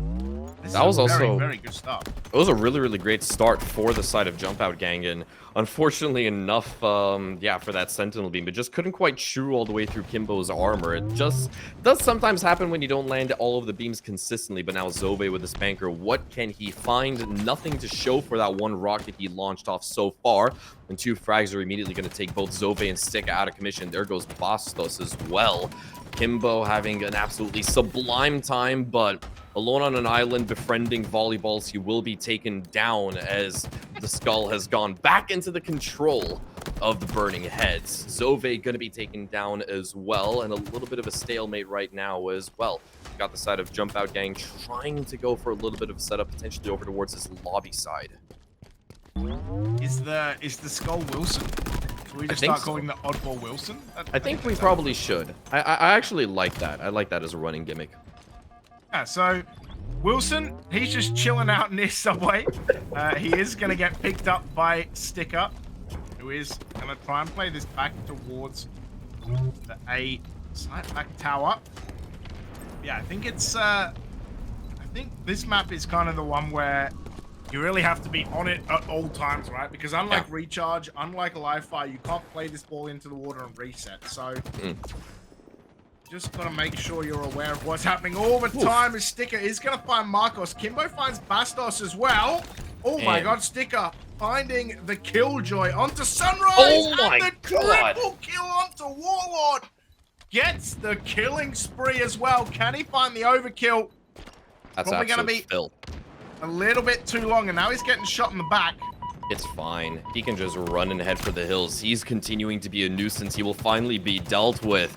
But damn, that was such a close affair. Sticka, the mobility that this man possesses is absolutely unmatched. And it's surprising that he's not even top fragging in the lobby so far. No, that award goes to Sunrise for the time being as, well, Sticka's going to regain control of the Spanker. One more rocket left to be utilized right here. And he's looking for a victim to shoot out, but none presenting themselves for the time being as Wilson has gone cold. Bastos dropping him intentionally to try to carry out this gunfight, but an easy one-shot pickup for Sticka, trying to line up the Spanker, but not all too comfy with what he's been presented so far. They will gain control of the skull again. Final rocket does go out onto Marcus. He will be lit up quite a whole lot, but Sticka still vying for a 10th frag. An assist will be picked up as Zove once again cleans things up. Zove with a beautiful double to clean that up. Millsy, Bastos, he's going to find Zove, but Sticka is there, and now it's Warlord, and he finds a double kill. Can he find a triple? Marcus shuts it down. But while all this has been happening, Jumpout gang, they're on 89 points already. And with just 2 minutes to go in this first round. Oh my god, Kimbo does manage to find that kill before getting traded for Warlord. And now BH3 got their hands on this ball. It has to be said, Jumpout gang, 89 to 35, and they're looking very, very comfortable right now. Yeah, honestly, I mean, Jumpout gang, as you mentioned, up to, well, basically just 11 points away from closing it, also against the aggregate score that would essentially bump up BH3 up to 47 points. They just look like an absolutely unstoppable machine for the time being. Kimbo is going to receive a fistful of lead, and now we will start to see a little bit of a comeback be built up by the Burning Heads, but obviously they have got such a massive gap to close off before we can even talk about them actually closing off this first round of oddball. I feel like we're going to be in store for quite the long one as well, and now as BH3 are starting to regain control and find these isolated team fights, shutting down all of the Jumpout gang one by one individually. It's starting to look a little bit brighter for them. There's a rocket going down range as Sunrise finds another, but it's all down to Warlord and co. Bastos just falls, and now they have to forfeit control of the oddball. Now is the time for Jumpout gang to strike as it's been reset. Yeah, 100%, man. What? That was a beautiful little sequence, and BH3, you got to give them credit, right? Because it does look like they are going to lose this round as it goes to 100 for the side of Jumpout gang. But man, they look pretty lost most of the way through that first round, but in the end, they managed to tie it up. Yeah, they managed to get, well, not quite tied up, but they managed to get very, very close, right? 100 to 70 when it was about 80 to 20. So a good comeback. They want to be able to ride this all the way through. As Warlord is going to find Millsy straight up. nice And Bastos is going to find Kimbo. Can the boys from BH3 get this spanker? It looks like they might be able to. Yeah. And can they find the ball? That is the second question. It is Bastos on this ball. They do find the spanker. So a much better start here in this second round for the BH3 boys. That's a beautiful rocket through the shield as well. Can he find a second? He is going to find a second onto Sticker. Now he's going to lay some damage onto Kimbo. What a start from Warlord, but Zove backsmacks him. I mean, truth be told, Jumpout gang were glooping a little bit in the start of the second round of oddball, and yeah, they basically gave all of the pieces of the puzzle straight on a silver platter towards the Burning Heads, the Spanker, the oddball, the Sentinel Beam. Damn, everything on the map was in full control for BH3, and now, yeah, once again, you've got the majority of Jumpout gang staring at the respawn screen as Kimbo's getting absolutely harassed by Marcus, taken down from range, and Zove's trying to move up a little bit further, see what early scouting he can do. Spots out Warlord, and it's a very messy engagement. Has to go for the detonate on the spike grenades just to clean him up. Eventually does get it done as Sticka collapses on yet another player. Oddball is gone cold outside of that lobby side. Zove is going to straight up ignore it. He wants to win the heads-up duel, and he smacks down Bastos. Now we're getting a little bit of a sign of life from Jumpout gang in the second round. Yeah, this is better.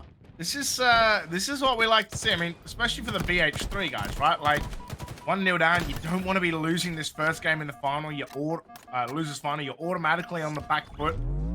There's some nice objective time onto Bastos and Warlord. But like you said, it is a good comeback for the side of Jumpout gang so far in this round, because the early round, they did not look like it was going well. Millsy, he's going to find one. He's going to find two. The Spanker is there for the taking. He does have the Bulldog, so he's going to hide. He's going to find some shield. You can see Kimbo trying to jump up. Sticker is going to find Sunrise. The backsmack from Millsy before Warlord trades. Yeah. Now Warlord might be traded back here by Sticker, even with Kimbo with the assist. It is going to be Marcus who finds this ball. The Spanker is MIA as well. It looks like Marcus is going to be able to get away with it. It's Kimbo. That's so valuable. He's got no health. But for the time being, BH3, they've taken control of round number 2. But Sticker with the Stalker. Yeah. Looking incredible. Indeed, he is, and now Zove is moving in for the little bit of a flank, and to his surprise, the rest of his team has already cleared out the majority of this C side, but in comes Sunrise and Bastos to the rescue. They are not willing to go down without a fight and give Wilson off to the enemy. We can't do poor Wilson like that. Warlord comes in for another cleanup on top of that stick, and now moving back on in, and he's got Warlord in his sights, going to continuously chase him down, but those spike grenades, such a beautiful usage actually is primary deterrent to keep Sticka locked out. He will be forced to turn his attention over towards Sunriz. It gets super messy, narrowly cleaned up as well as Warlord will finally secure that frag on top of that. But it is still a very, very mediocre round from Jumpout Gang, as they have yet to even get any oddball time, James. Yeah, and the thing is that you talked about that spike grenade play, right? That is so good, especially with the way that the new spike grenades work. Because they're in a cone, you stick them to a wall like that, and they will mince anyone walking through that door, and not really anyone else. So it's such a good play because you can't walk through that door. So it's such good sectioning off. It is going to be the spanker for Kimbo. He is going to find a double kill. Can he find this triple kill? He will. He's on the killing spree, and he's on the hunt for Bastos. He wants this overkill. He wants to put Bastos down, but Zove's going to do that for him. And finally, they're getting some ball time.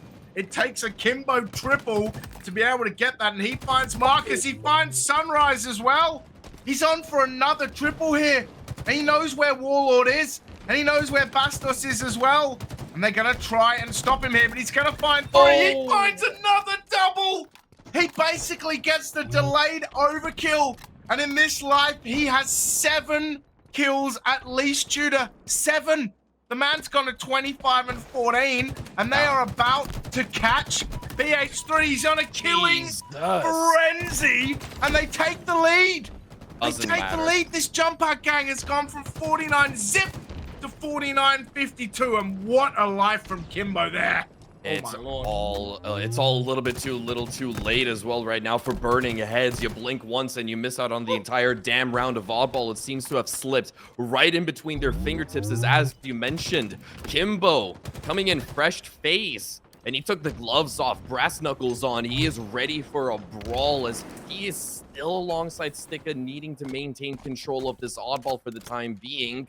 Then we will have Sticka regain control of the stalker rifle, as Zove is coming in for a little bit of a flank. They're starting to lose control. Marcus already found out, tagged and fragged. Body bagged as Warlord through the smoke. We'll have to vacate that position. He's getting chased down by 2 players. He is not going to stand a chance in hell, as he will eventually get cleaned up by Zove right there. A little bit labored, but they do eventually get the job done. Sticka with the Bulldog on top of that is now forced to play this a little bit more quietly, but Bastos sniffs him out. Yeah, that was actually great work from Warlord, because even though he was found, he had no shields and he died, he actually traded Zove with the nade in the afterlife. So mad props there to Warlord to be able to get that done, because yeah, it looked for all money that he was going to die, and he did, but did manage to get a 1-for-1 trade, as Millsy and Zove going to find kills. Marcos, you're not going to be able to stand there, mate. But the lead has changed. BH3 took the lead, and then Jumpout Gang going to take it back as well. They're on 69 points. Nice. And they are climbing towards victory. Yeah, it has been a very, very topsy-turvy map so far. Kimbo is just going to sit in. Kimbo, 28 and 17 in not even 2 full rounds of oddball. That is ridiculous, man. That killing frenzy was outrageous. Warlord, Commando, and Sentinel Beam, 75 to 60. What can they do? You can start to mount a little bit of a comeback right now. They did basically wipe out all of Jumpout Gang, and the respawns are starting to come on through. They've basically got them isolated over towards B. Marcus is the first to fall, and Warlord is trying to maintain control of ramp. Well done, but as I say that, Zove's AR is going to clean him up. He was so close to shutting him down with the Sentinel Beam, and now Sticka, caught between a rock and a hard place, is forced to rotate off. The coverage is on point. Spike grenades once again tossed out, and Bastos cannot push that angle, forced over towards the balcony instead. Then he's going to get picked up by Zove. On top of that, they have done such a brilliant job, the side of Jumpout Gang, to put the burning heads on a leash. And with 7 seconds left to go, you've got Sticka just picking up that oddball for a few more seconds. They've got that 1-point advantage, and they have locked it out as we hit 000. Just for good measure, 79 points to 77. Locked in by Jumpout Gang. A miraculous comeback that could have very well seen us go to a 3rd round, but nope. Jumpout Gang said they want to speedrun it. Man, that was nuts. Like 49 zip down, and in the end win it on time by 2 points. That was crazy, bro. And it all comes off the back of that Kimbo killing frenzy. Yeah. He got the triple, the double again. Yeah, that was insane. Man finished on 29 kills, right, and popped in with 11 assists. Millsy had 17 assists of his own. Kimbo, 40 kill participations. Millsy, 38.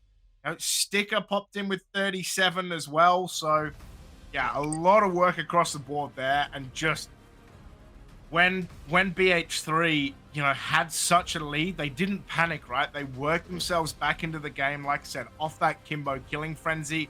They made it work, and in the end, just BH3 unable to kind of push through with that massive advantage they had at the start of the second game. And mad props to Jumpout gang for not crumbling under the pressure, because Kimbo really showed all the experience there. That was nuts.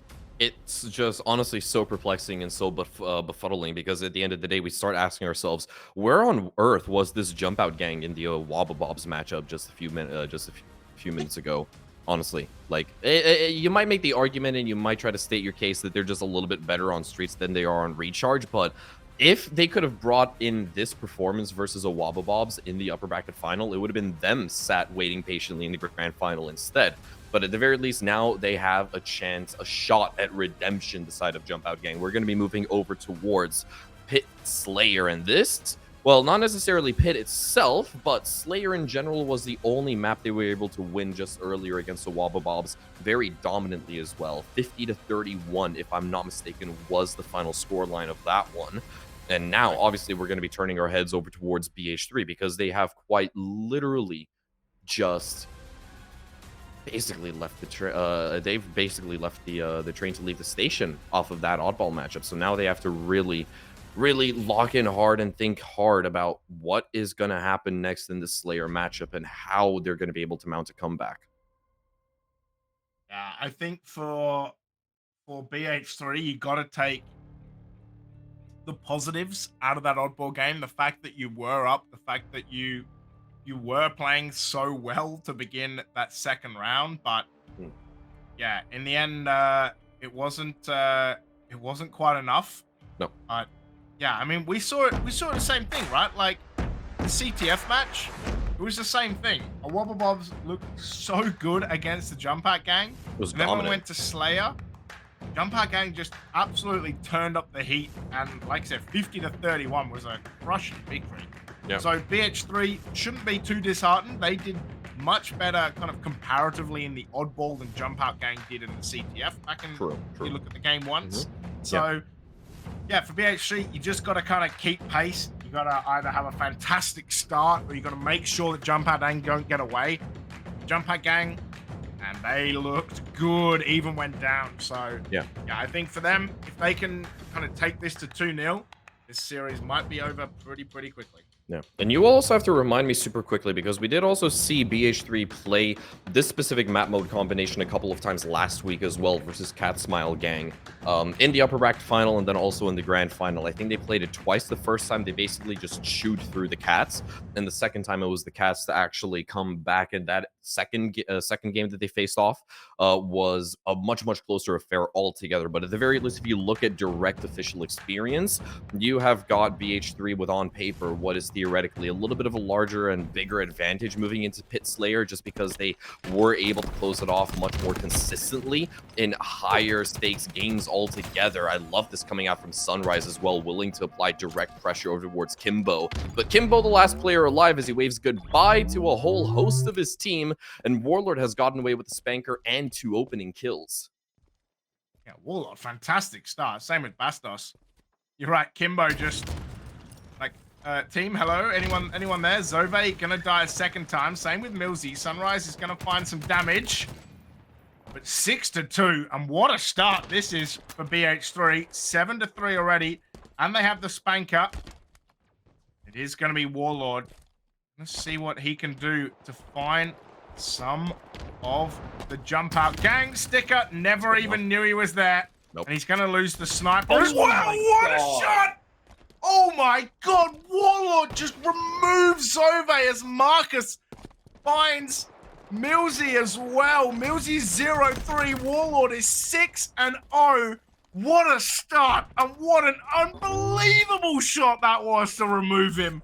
No Oh my mercy. God. No mercy whatsoever from Warlord. And Guess what? He's going to go back in for seconds in just a moment as well. He's got one more shot left in that S7 as we have Kimbo trying to mount a little bit of a comeback. It is Sunrise to shut down Zove on top of that. The Heat Wave up close and personal. It is just about as potent as that Bulldog, and it just chews through Millsy. Stuck on 1 and 4. So is Sticka. Down range. Kimbo through the skull. Not a damn thing he could have done about that one. Warlord is 8-0 right now. This is an unbelievable start. We talked about them having to make sure, you know, BH3 having to have a killer start. But I tell you what, I didn't predict that it would be 7 kills up. It was 9 kills at one point before Millsy has found a double. Sticker's being called out. They know where he is. But oh my lord, what a start that was. There has been some absolutely insane kills. Warlord, he's used so much BR, he is out of ammo. He has no ammo left in that gun. And he is about to be out of ammo in the Heat Wave as well. He's going to have to pick up the sidekick to be able to do anything. And it's finally going to go down to a double kill from Sticker, who is going to find Sunrise. Sunrise is going to win that duel. I tell you what, it was a 9-kill lead. It's now back to a 2-kill lead.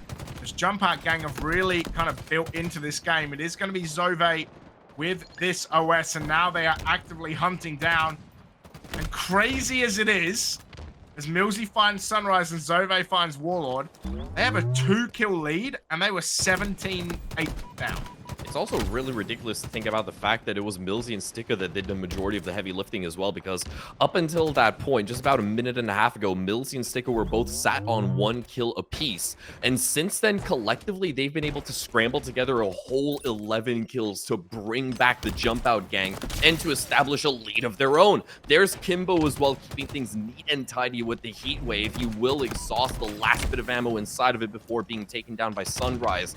Now it's all down to Millsy to try to keep his life intact for as long as humanly possible. The Burning Heads, they do claw out back by 1 frag on top of that, and they will start to apply the brakes a little bit. Oh, I think that's a stick onto Millsy, or it might have just been an observer bug, but it looked damn close to being a stick from that plasma grenade. He will pick up the S7, looking to see exactly what he can find, what space can be occupied. 2 players spotted out over towards mid, and 2 missed shots. Not what you want to see. You want to do a Warlord, my man.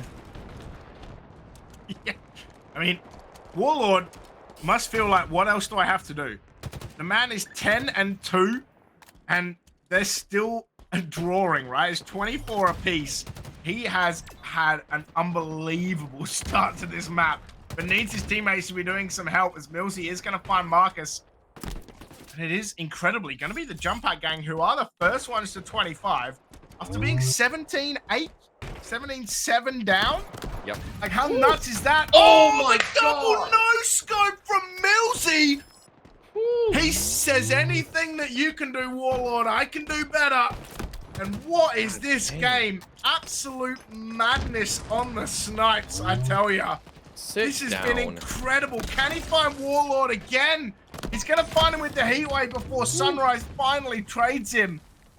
But it is crazy that this game is so close. Spanker and OS are about to go out. Kimbo, he's going to dive towards this OS as Sticker. And it looked like Millsy find kills. But it is going to be Zove who picks up this Spanker. It looks like Kimbo died. May have got the OS, may not.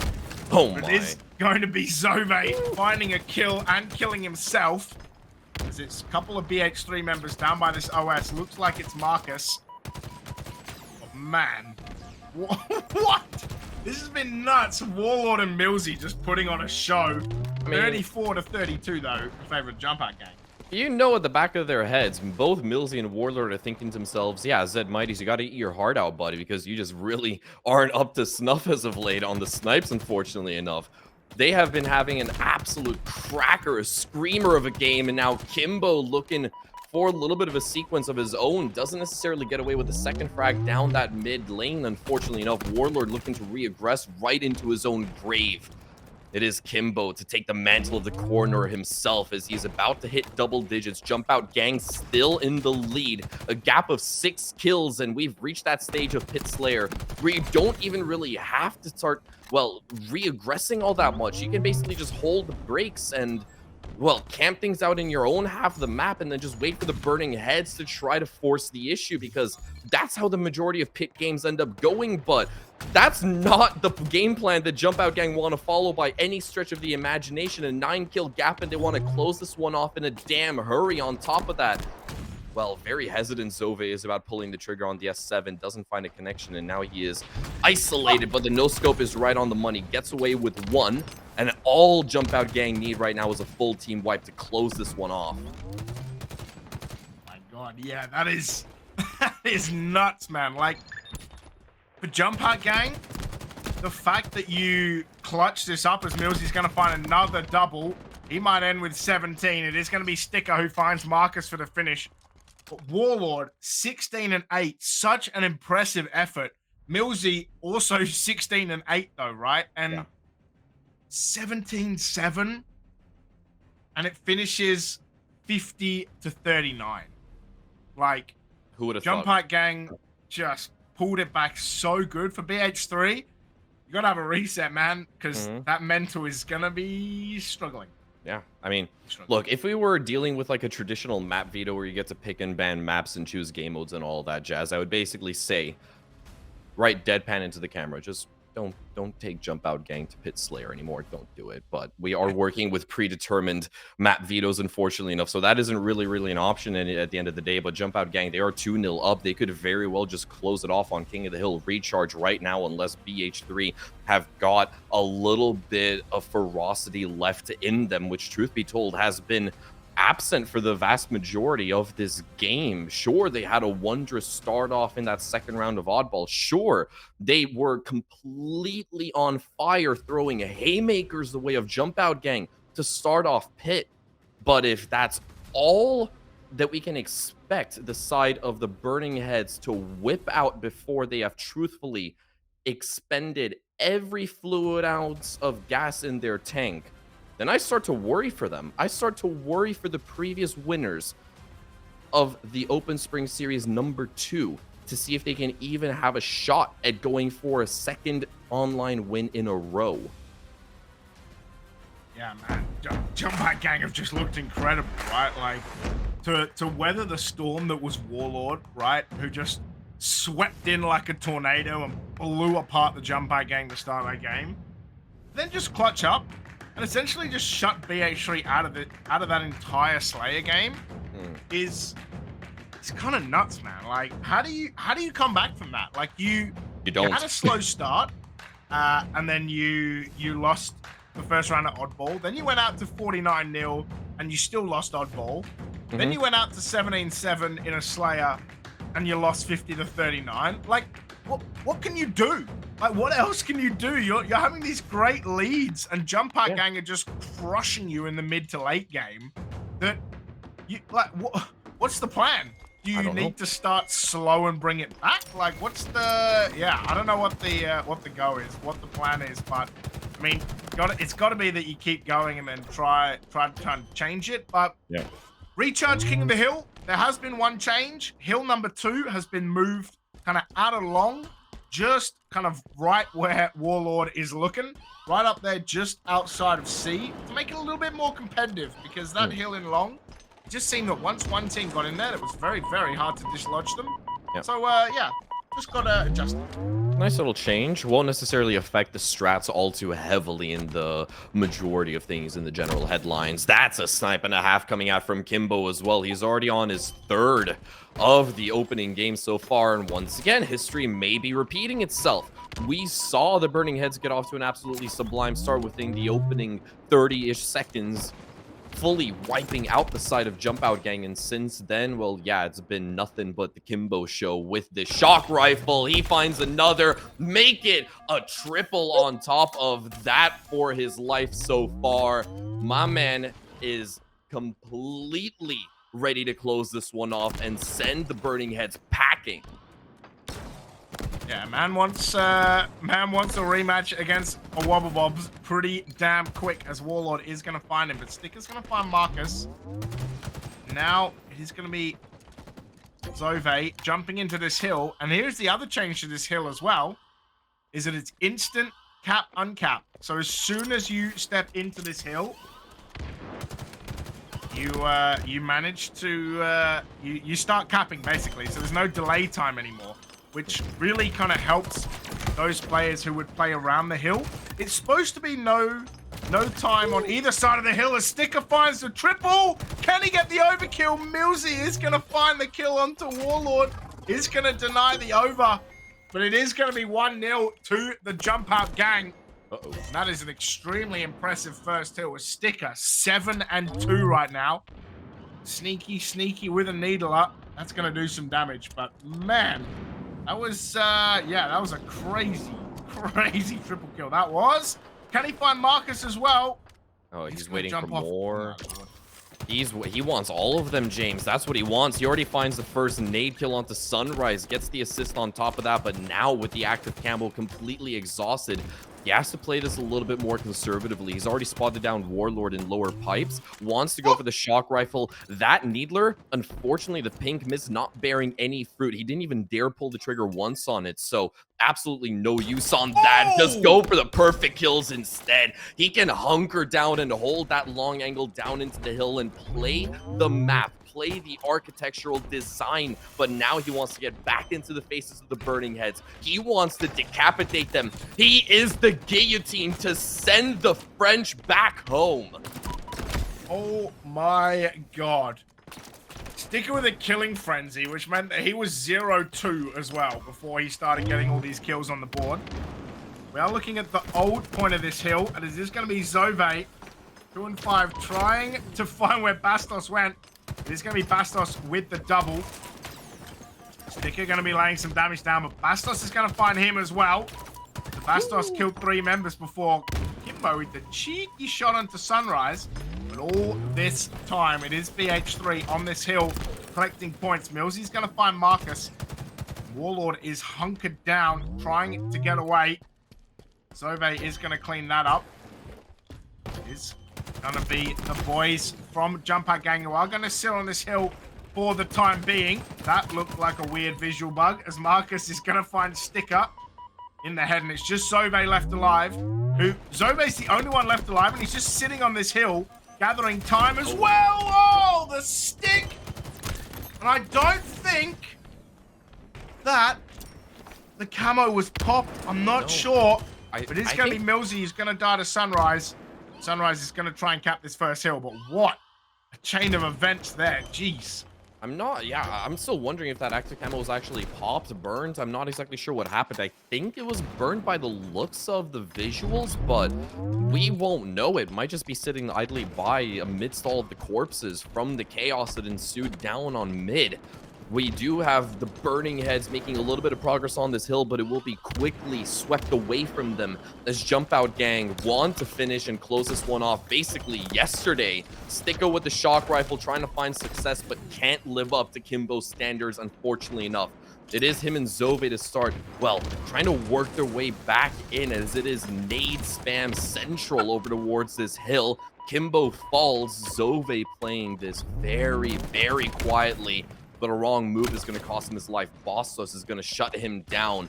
And now Warlord is trying to reclaim the hill all to himself. He will be deterred off just for a moment for the time being, but he's got blue silhouettes just inching their way from every single portion of the map right into his open arms. He will be cleaned up. Sunris to fight back with 1. But this active 3v2 is going to be tough for the Burning Heads to close off. And look at the progress on these hills. If BH3 can't get 2 feet planted down, it is going to be a second to Jumpout gang. And that's exactly what happens.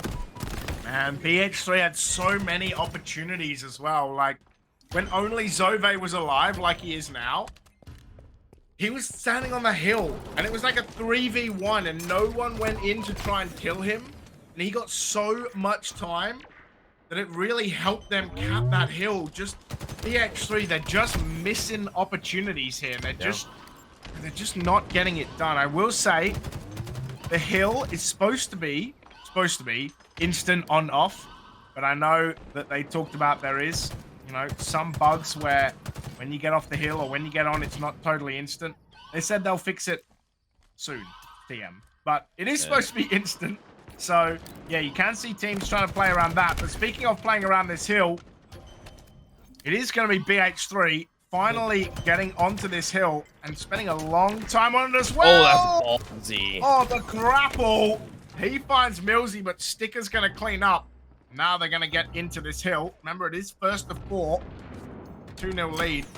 And for BH3, surely they have to try and get back in this hill. Look how close they are. Yeah, They stick with shock rifle. He's gonna hold down that pipe side, and somebody might just end up walking right into his LOS. Finds Bastos, but only a little bit of chip damage. Shuts down Marcus, but a trade from the grave secures it, and now Zove will have to pick up the mantle of responsibility and continue to hold on this hill. But no one on the side of Burning Heads is close enough. Sunrise and Warlord, they're starting to waltz their way in, but once again, it is Zove to shut down the door on them, and we have Jumpout gang blocking in a third hill as we have Marcus and Warlord falling yet again at the hands of that shock rifle. BH3, they are in shambles. They are one hill away from being utterly decapitated. Oh my god. Oh my god. What a shock rifle that was from Zove to find 3 and cap a hill. I also like the decapitation call out since they're French. Yeah. That was a good one. I like that. It is going to Very be on brand. Millsy. He's going to find time to reload. Bastos is going to push him though. And already, it's about a third of this hill done as well, as Kimbo has camo and is trying to escape, trying to find members of BH3. But that's a crushing blow, mate. Yeah. BH3, they were on this hill. They had so much time as well and just unable to close it out. It is going to be the nade spam from Kimbo, leading all comers on 18 kills. Finds Warlord on the way through as well. Whoa. He is one shot, and he is going to get chased down by Sunrise.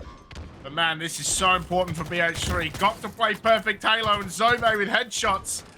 Doesn't want that to happen at all, but mate, this has been nuts. Look at the amount of assists the Jumpout gang have compared to BH3. Stupid. Everyone is contributing. Yeah. I don't know what it is, but the Burning Heads, they seem to be extraordinarily tunnel vision, no pun intended, when it comes to this hill. On top of that, they simply put are not playing the map. Yeah, they are getting quite a lot of time on the hill for the time being, but who's the one that's always shutting them down physically inside of the OBJ? You've always got Kimbo, Zove, and Sticka going into that Whirlpool side, meeting them from bottom mid on top of that, but they are just getting cleaned up. And as I say that, well, a little bit of a change of heart. Bastos will finally get shut down by Millsy, and the Burning Heads, they are just moments away from being able to lock in their first hill despite the chaos, despite the struggles. They finally get themselves on the leaderboard, and they might now start to build up a bit of a comeback, but obviously time is starting to become a massive factor. And with the lead that Jumpout gang have built up, that clock is going to start working as a 5th player in their favor. Less than 50 seconds left to go, and that means that in order for the Burning Heads to stand a chance at forcing this all the way to a 4th map, they cannot afford to be absent from that hill. At all times, they need at least one player on it to ensure that timer doesn't run out. And for the side of the Jumpout gang, it's pretty easy, right? Like, Just waste time, forehead. Yeah, it's just I don't. It's so hard to talk about. Like, Jumpout gang have just played so good that BH3 have just multiple times had real problems, and it's they just look so close, and they're just not able to get it done. And Jumpout gang have been punishing them time and time again. A Sticker is going to find Sunrise with the disruptive pistol. Sunrise finds one with the nade though. You're right. There's 10 seconds to go. And for Jumpout gang, this is easy. Just find them. Just kill them off this hill, because BH3, they got to get on there or it's done. There's 5 seconds and they're nowhere near this hill. Sunrise, he can't get anywhere close, and it is over. It is done. Jumpout gang, they are going to 3-1. They are going to win this losers final, and they are going to have the rematch against a Wobbabobs in the best of 7 grand final. But mate, what a map that was. BH3, they looked so close multiple times. Yeah. And Jumpout gang just clutched up, and it's better. I mean, yeah, honestly, on King of the Hill, we did start to see a BH3 that was very reminiscent of last week's performance, but in the series overall, I mean, I hate to say it, but they just looked entirely lost. There is no other way that I can describe their performance. I mean, 50-39 on Pit Slayer is not what you would want to see. A 2-0 on Oddball Street. It's also very much under par for Burning Heads, considering their performance last week. And this time around, they just weren't up to snuff. They get eliminated completely from the competition, but luckily enough for them, this really didn't mean all too much because they basically have already booked their ticket into the finals for next week. But for Jumpout Gang, that dream is still very much alive. Regardless of as to whether or not they recognize it, all they can think about right now is getting a dish of sweetly served revenge versus a Wobbabobs. That's basically it. Yeah, I think that's going to be an absolutely banging grand final. Like I said, best of 7. And if we needed, of course, the grand final reset best of 7 as well. But I'm going to be signing off. I'm going to be letting Joe Sketch get back on the desk with you, Tudor. But until then, yeah, stick around, guys. Drops, of course, and the grand final coming right up. Don't go anywhere. What you can do is jump. Hello, ladies and gents, and welcome back to the EuropaHalo Spring Series, Open number 3, in tandem with Natus Vincer. I'm yourself, Joe Sketch here, on board with Tudor. And we're so far now into the grand final, Tudor. We've seen all of the combat so far. We've got 2 teams left. It's the same teams we had in that winners finals. Yep. We've got ourselves Jumpout Gang versus a Wobbabobs. And the winner of this, I've been doing some maths here, Tudor. Winner of this still won't necessarily go over BH3 Esports, but they will surpass the other team, the loser of this final, in the seeding for our grand finals, our finals next weekend. Yeah, definitely so. Whoever basically rises on top and claims ultimate victory by the end of this entire grand final, should we even need to run it back and do it twice with a reset, will effectively confirm their ticket into the spring finals. But obviously, seeding is still a factor that, honestly, to me, doesn't mean a whole lot, but to some of these players, it can mean the world on top of that. Just getting a little bit of a more favorable matchup at the very, very get-go. Here is your lineup. We're going to be starting off with King of the Hill on Street, Slayer on Recharge, CTF Aquarius, a good old-fashioned classic. Then we're going to be moving on to Strongholds Recharge, and those are going to be our 4 confirmed maps. Everything aside from that, it is basically just optional. TS on Pit. Then we got Oddball on Livefire, and then once again Slayer on Aqua to end things off. But man, I'm really looking forward to this one because we'll finally be able to crown a new, fresh-faced winner for the Open Series. But most importantly, it is also the first time that we're actually on the mics together. That's pretty special. I know, I can't believe it, actually. I was thinking this when we loaded up. Yeah. This is the first time. Somehow we've not been able to commentate together for all the EuropaHalo side of things. But either way, we're jumping straight into this one now, Tudor. We've got Jumpout Gang in blue, Wobbabobs in red. We're kicking it off here with a King of the Hill on board now with Millsy. And this is for everything. The grand final, we'll be trying to get those bragging rights. The Wobbabobs coming from the winner's side of things as well. The Jumpout Gang have to do it in 2 if they win this first series. Yeah. And right now, it's all about that battle just to start it off, just trying to get those first sort of initial control of the map. On board right now with Flux. He's got those rockets trying to push towards the side of Jumpout Gang, but instead all the players falling already. Red team of Wobbabobs have already started strong here, Tudor. Yeah, definitely so. Flux already finding one onto Zove, and he's still got a spare rocket, potentially a multi, but just the one onto Millsy is good enough for him. Sticka, the last player alive until the respawns come on through, means that Wobbabobs have got bear time on this hill for the time being. And with Sire getting cleaned up as well, he can call out that intel and let the rest of the squad know that, hey, they're going to be pushing from PD. Millsy, a little bit of a fat finger on the sticks, and he does lose his life because of that. Zove finds one, Mosa traded off on top of that, but the near full team wipe as Mose gets back on the scene to join in on the fun. He will be taken down, so this is a blue hill for the time being. Yeah, Zove in a 1 versus 1 with Mose does clean him up, but gets taken down himself as well. Initial points going towards the side of a Wobbabobs. They haven't got that capture just yet. It's both teams trading once again. You can see the blue players all in control of this hill right now, but once again, the Wobbabobs are pushing through. Just seems to be a back and forth battle right now, Tudor. Both players are sort of getting a trade, maybe getting a couple of ticks towards getting that first point. Then they fall down. Another player takes their place. Zove once again now in control of this hill. He's got teammates backing up. The Wobbabobs have to back down just for a moment. They've maybe got one more push left in them. No, they're getting cleaned up. Sticker pushing forward, gets a double kill onto Glories. Control still in favor of Jumpout Gang right now. They're coming from a loser's bracket. They're hot. in control right now, and they've got momentum on their side, and they're using that to come back into this game, almost tying up those seconds towards getting this first hill. Glory's going to try and just reset, stop his teammates, realize he's got enough time for one more push here, Tudor, but it's nearly going to be Jumpout Gang trying to get control of this first one. They got the Spanker as well, and that is going to potentially pay dividends. One rocket already found one, and yeah, Millsy can't pull the trigger on that shield. He will eventually go down before being able to let the second rocket rip. Unfortunate for him, but Kimbo's going to pick it up on top of that. So, Jumpout Gang, they still got the power weapons to work with. Sayer on that terrace side, a little bit of an affair going on with Sticka, and Kimbo, unfortunately, trades himself off. Not the ideal usage of that Spanker, and now we do see a Wobble Bob's back in full control of the hill. Both teams' progress bars are so damn full that it could be anyone's game, but Mo's pushing down ramp with that Bulldog is effectively going to lock in this first point for a Wobble Bob's.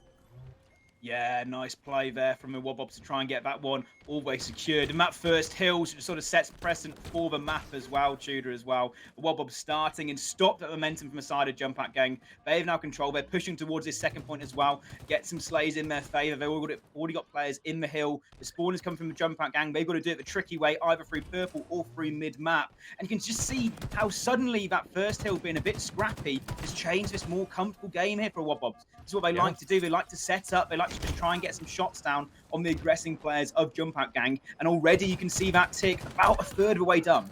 Yeah, they are playing a much more reserved style of Halo for the time being, contrary to what we actually saw in that upper bracket final, which was just, they just steamrolled their way through Jumpout Gang, simply put. But except for that Slayer game, which is where on paper I am definitely going to be interested to see a Wobble Bobs and their Sayer trying to relive his previous days of glory from just a few hours ago on that Street Stronghold match as well that we saw in that upper bracket final. Now with the Spanker going back online, it should be up for grabs. Moses going to quickly bag it off the rack. He finds one before finally being naded off. He does get away with the second before being traded off, and that is a brilliant usage of the resources, not letting Jumpout Gang have any of the cake.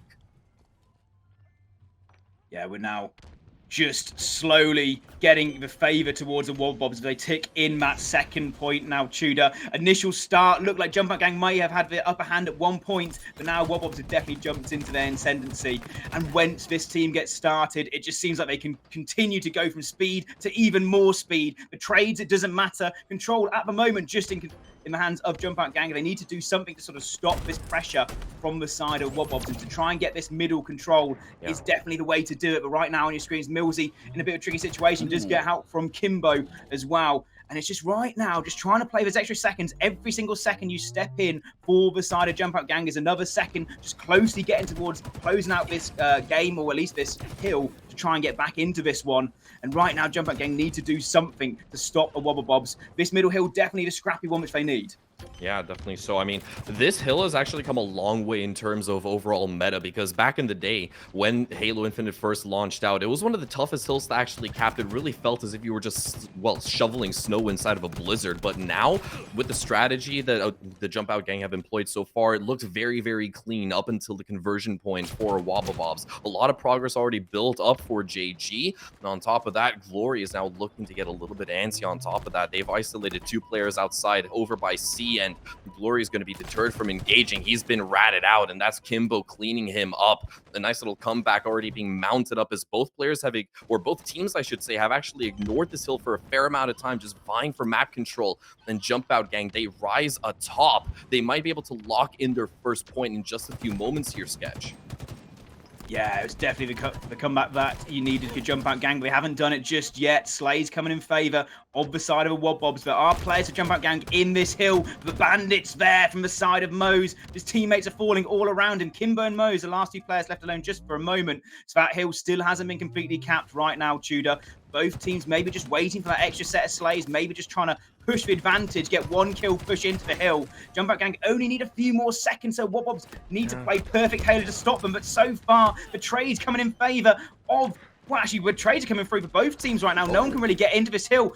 The seconds are slowly there from Sticker. Once again, they can't get it done. Desperation comes in, but it should be the tick they need. Millsy gets it, cleans up, making this a 2-1 game. And Wobbobs still in control. But they made it difficult with that last hill. But you can see already on your screens, Mose, Sayer, they're already towards this new hill. And the Jumpout Gang once again have to play the aggressor. Yeah, there was a brief moment of elation followed by crippling depression right there for a Wobblebobs, but they've already set themselves up for this fourth hill that's just gone online right outside of the terrace. On board with Sire. He is very close to top fragging the server, but no, the Bulldog, well, uncharacteristically didn't stand a chance in hell versus the Stalker Rifle. It's not that often you get to see the engagement favor the ranged weapons like that, and Zove is actually going to duel things up and pick both of those power weapons. He's going to lock down this middle lane and pepper up Flux just a little bit more, and his shields will be completely stripped to lock down a Wobblebobs from even stepping foot on this hill. This is brilliant progress that is being built up so far by Jumpout Gang, but they are going to vacate the premises, if only just for a moment, to maintain control of the map. With 2 players down, so much more emphasis needs to be placed on map control, but they ultimately cripple and they ultimately lose out on it. Yeah, there's a bit of funneling there from Jumpout Gang. They all try to focus the players towards that arcade or the B side of the map, and the flank came in from a Wobobs, and just off the back of that, I think it was 4 straight dead, maybe 1 trade came through from the side of Jumpout Gang, but a Wobobs flipped the script, they get map control, and they're just right now, we can see they're not quite in the hill, they're just trying to get a set of slaves before they jump into this one. They don't necessarily need to do anything aggressive right now, they still are in charge of this game, but just trying to see where Jumpout Gang are trying to push from, try and maybe just sort of make them make that mistake of themselves, and eventually try and get those slaves while jumping into this hill. You can see right now we've got players from Jumpout Gang trying to get towards this hill. The Rockets of Glories are in there to stop them. That's 1 kill. But now JG know that they've got those Rockets to deal with as well. So it's a scary moment to try and push up towards this hill. He's going to play his life round, just take out Millsy, but players falling from both teams right now. I think it's a 2 versus 2 on map towards this hill. Zove, Sticker, Kimbo, they're all around it. The rotation comes in, and the control was there from a Wobobs, but instead, Jumpout Gang come back, they get the slaves they need to, and they're back in control of this hill, almost completely collected to make this a tied game. Flux with such a valuable backstab as well is going to prompt Kimbo to maybe play his life on this hill, but no, Sire is going to shut him down. But that was just moments after that hill was locked in by Kimbo. With his dying breath, he secures a 2nd point for Jumpout Gang. And now I'm starting to feel very worried because look at the clock. It is flashing red. We have hit mission critical as there are only 8 seconds left. And until another point is locked in, it is effectively going to be sudden death regardless of hill progress right now. Flux and Co, they're going to already move their way up the ramp with Millsy, dropping down that shield to lay down covering fire. Flux is hurt. He is peppered up. And now we've got Glory joining in on the fun. Millsy is the last player alive until the respawns come in, and he doesn't stand a chance in hell to shut down Glory. Now it is panic station for the side of Jumpout Gang. They cannot let this one slip through their fingers. But reality is starting to kick in. We've got a Wobblebobs just moments away from locking this one in, and Jumpout Gang nowhere near contention in an entirely different postal code they find themselves in. A 3rd point locked in for a Wobblebobs to seal map number 1. Wow, I mean, it's over like that. We had such a close game, initial start from the Wobblebobs, and then just in the blink of an eye, that last hill, complete dominance from the red team there as well. And Jumpout Gang, they're going to feel hard done by on that one. You always sort of favour that losers bracket team, especially when they're quite evenly contested with the winners bracket team coming up back into the grand finals in that game 1, because they've got momentum. They've just played and won a game in the losers finals. They're playing against a team which maybe been waiting for an hour, hour and a half, maybe even 2 hours. Yeah. And they did start a bit shaky. Wobobs went onto that 2-0 lead, and then suddenly they tied it back up, and I thought this is where it's going to flip. Jumpout Gang look the better team, and Wobobs just close up. They go controlled again, and they do it comfortably there, Tudor. Stats on your screen right now. Mo's the standout, really, from the side. But across the board, nice objective play, really, from everybody on a Wobobs. Definitely so. I mean, everyone on the side of the Wobblebobs fell together as if they were just playing like an absolute unit, obviously, and that is exactly what we expect from a team of this caliber.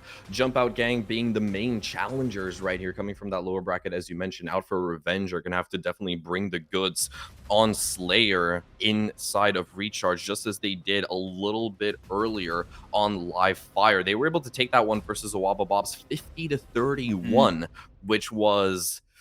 no, there's no easy way for me to sugarcoat this one, but that was just a shambolic performance coming out from a Wobblebob. So hopefully they will be able to rectify the situation over here. But even if they don't, they can still count on being able to bring the goods on those OBJ-based game modes. CTF of which also looked damn clean from a Wobblebobs, winning that one out 3-1 earlier in the winners bracket final.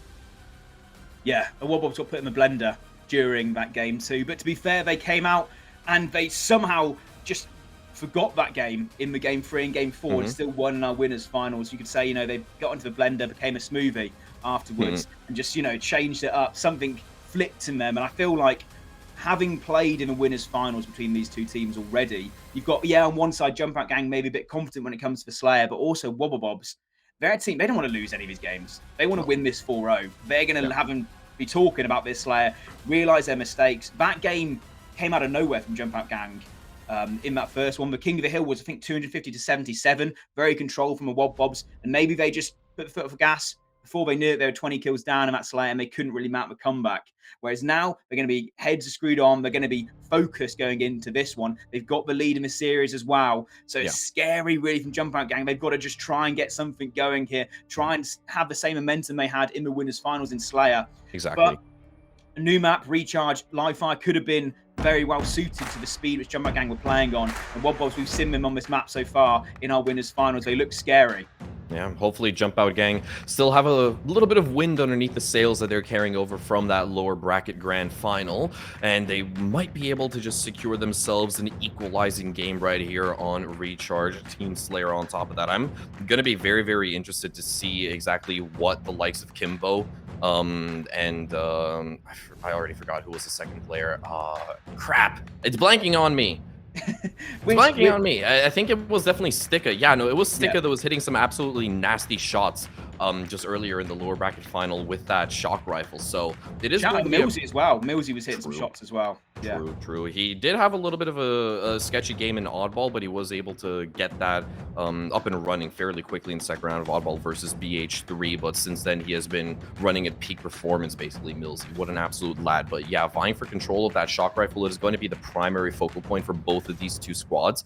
And I fear for the side of a Wobbabobs if you let that sort of slip right into the hands of either Sticka or Kimbo, because they were just racking up multi-kills like it was nobody's business just an hour ago.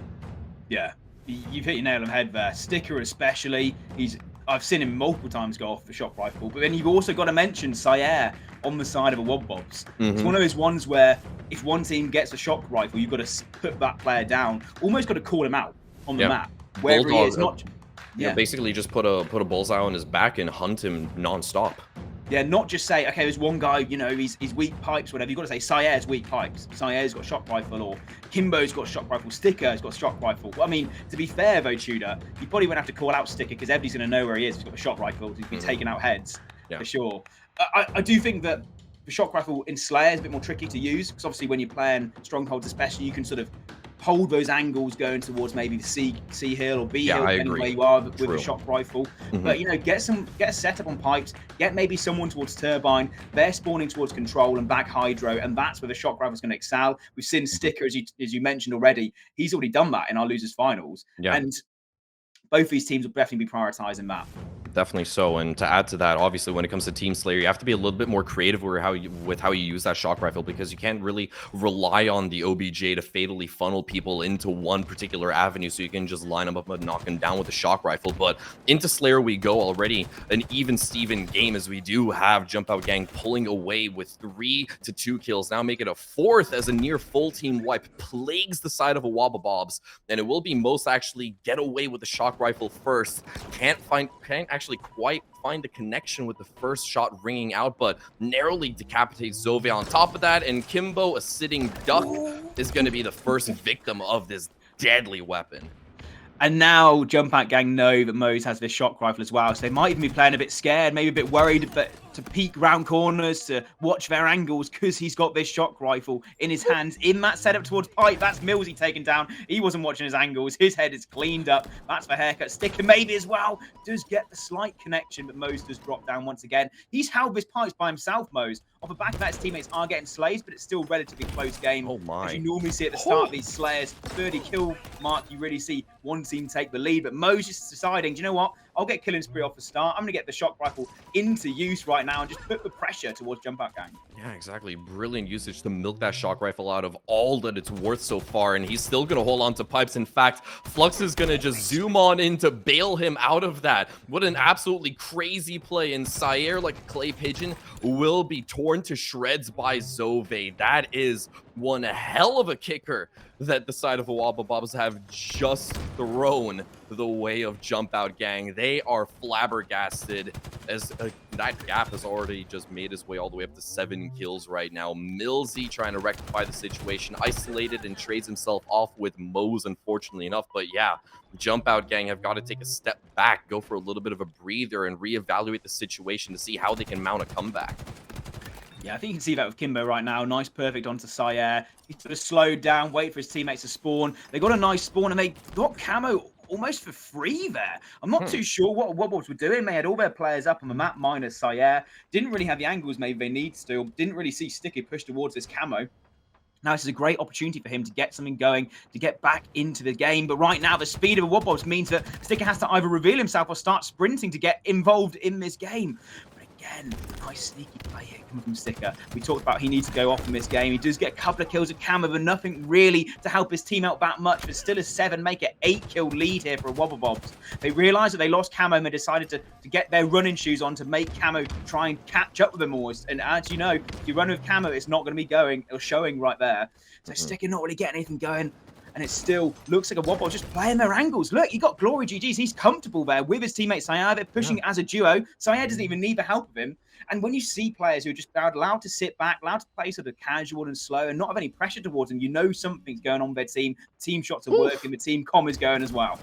Damn, that is one hell of a cleanup coming out from Millsy. A little bit of BM first, just repulsoring and building up a little bit of distance like it was during the pandemic, just to stick him with a plasma right there as a send-off. That is, well, disrespectful to say the very damn least. And Glory just once again lining up those plasmas, but he does have Flux to once again seal the deal, shuts down Millsy, and yeah, EuropaHalo, they are looking just absolutely ruthless. It seems as if Jumpout gang have nothing to show for us but a shadow of their former selves during a Slayer game. That gap now all the way down to 9 kills so far, with the side of EuropaHalo already hitting a dirty 30 in total right now. Sticka caught in a 1v1, will be taken down, and this has been sort of the most glaring issue that is plaguing the side of Jumpout gang. You are getting caught out in too many isolated 1vx's with absolutely no backup or reinforcements. The team chemistry really isn't showing for Jumpout gang.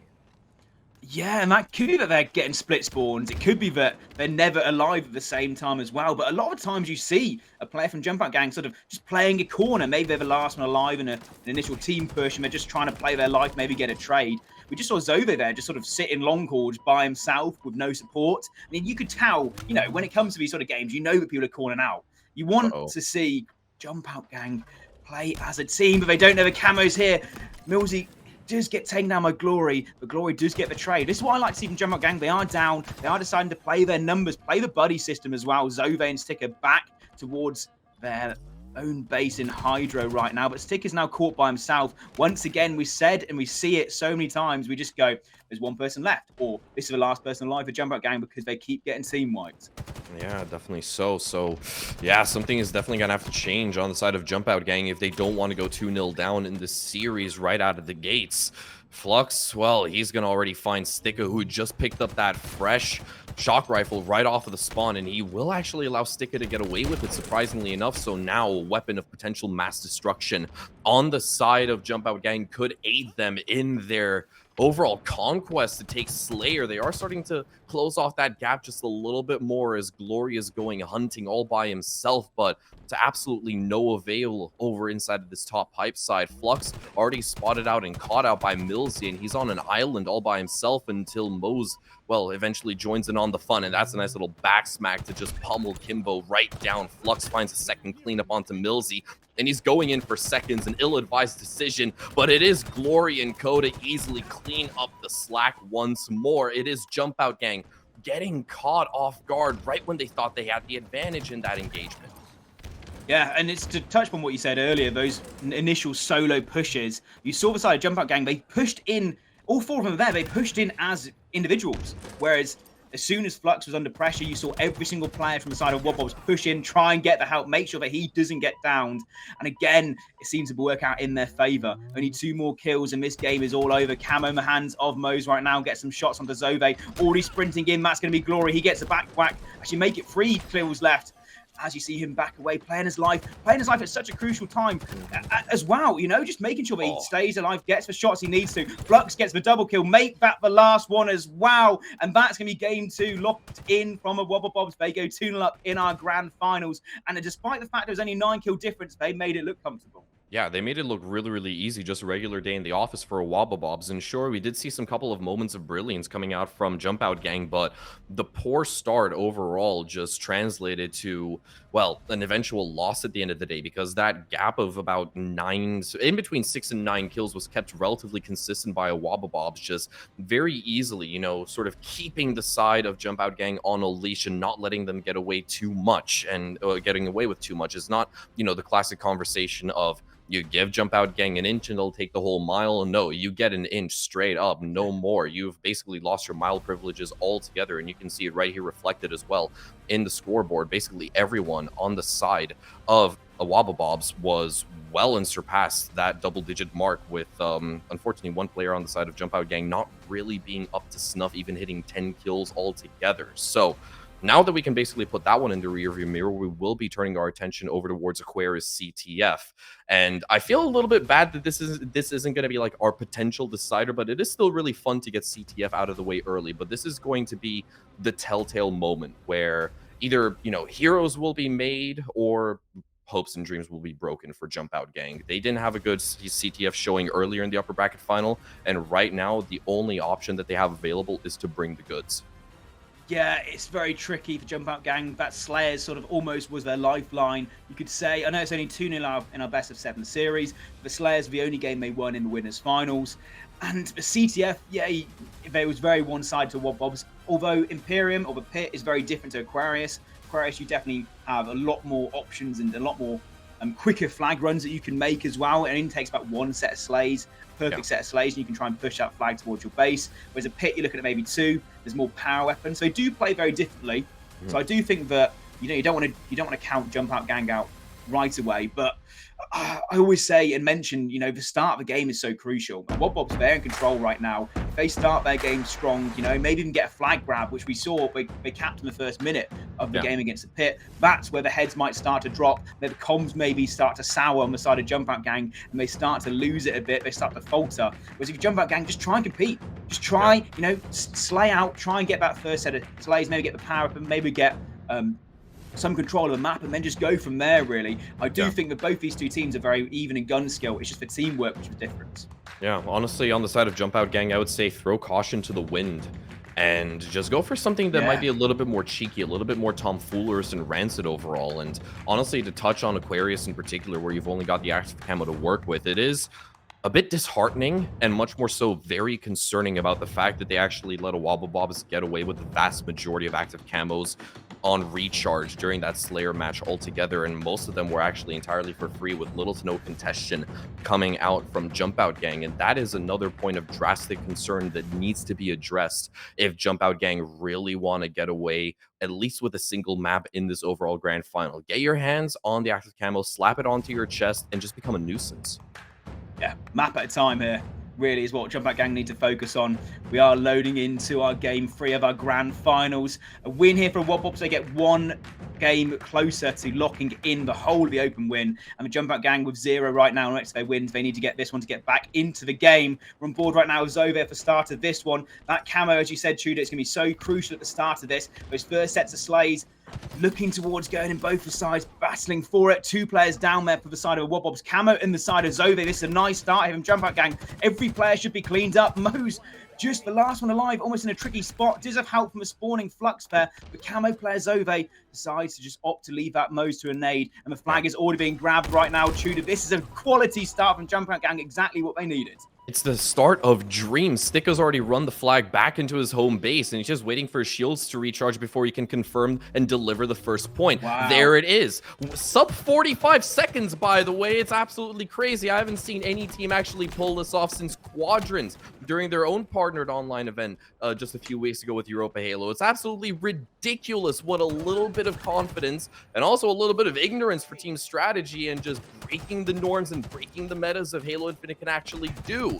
And it has already netted them a point, and they've already got a secondary flag being run, but this time it is by Wobbabobs. They're looking to respond with a point of their own, but they've been brought to a grinding halt deep inside of this mid side. Zove will get cleaned up, and Flux traded off yet again means that this flag can be returned fairly easily. Yeah, quality flank there from Millsy. He went across top middle to get the shots towards the aggressing or the retreating players of a Wobbabobs to stop that flag from going home. If that one tied up, you'd say, okay, and momentum's back in the side of a Wobbabobs despite the great start from Jumpout Gang, but Millsy can't seem to hit those purple needles. We're back to a bit of a stalemate, maybe a bit of a tester. You can see Sayer right now trying to get his running shoes on all the way towards Jumpout Gang's base. And like this play, he's decided to play a bit cautious. Wait to get those shots before he knows that all the players from Jumpout Gang are in a tricky position. Should be 2 kills. Nice double kill from Sayer, but he's already got to play a bit defensive. His teammates are falling around him, despite the fact he's got in a good position. It's going to be Sayer being taken out. I'm not too sure if that camo was used, though, Tudor. I think it might have been burned, but we will have to get confirmation on that. Glory with a nice little drive-by as well. Just, well, basically letting the Mac Daddy do all the talking. Instead, he will get traded off by Kimbo, though. He doesn't get away with the 2-piece, and it will be the final bullet in the mag for Millsy's sidekick to clean up Flux on top of that. But yeah, no, as you said, at this stage, we've gone from what was a standoff to a little bit of a stalemate, or from a stalemate, I should say, to a Mexican standoff, as both teams are just going to be vying for a little bit of map control and waiting for the right moment to pounce. They do really need a full team wipe to actually get stuff in motion once again. And with 2 players down on the side of Jumpout Gang, we have already seen Millsy bore his way deep inside of enemy territory. He gets 1 frag on to Sayer on top of that. He still has a heat wave to work with, but right now, he's just going to be a nuisance inside of the enemy base. And as I say that, he just dies. Feels bad, man. But I like that play from Millsy, just playing his life back of his base, making the Wobbob players retreat effectively back to their own base to try and kill him. And whilst he's done that, his teammates have pushed up towards the map. They still have aggression going on. They've got control of this middle map, and Kimbo's already in the base once again. All of these little nuisance plays, if you can get the trades, it just stops the Wobbobs from making a push of themselves and just sort of ticks that time away.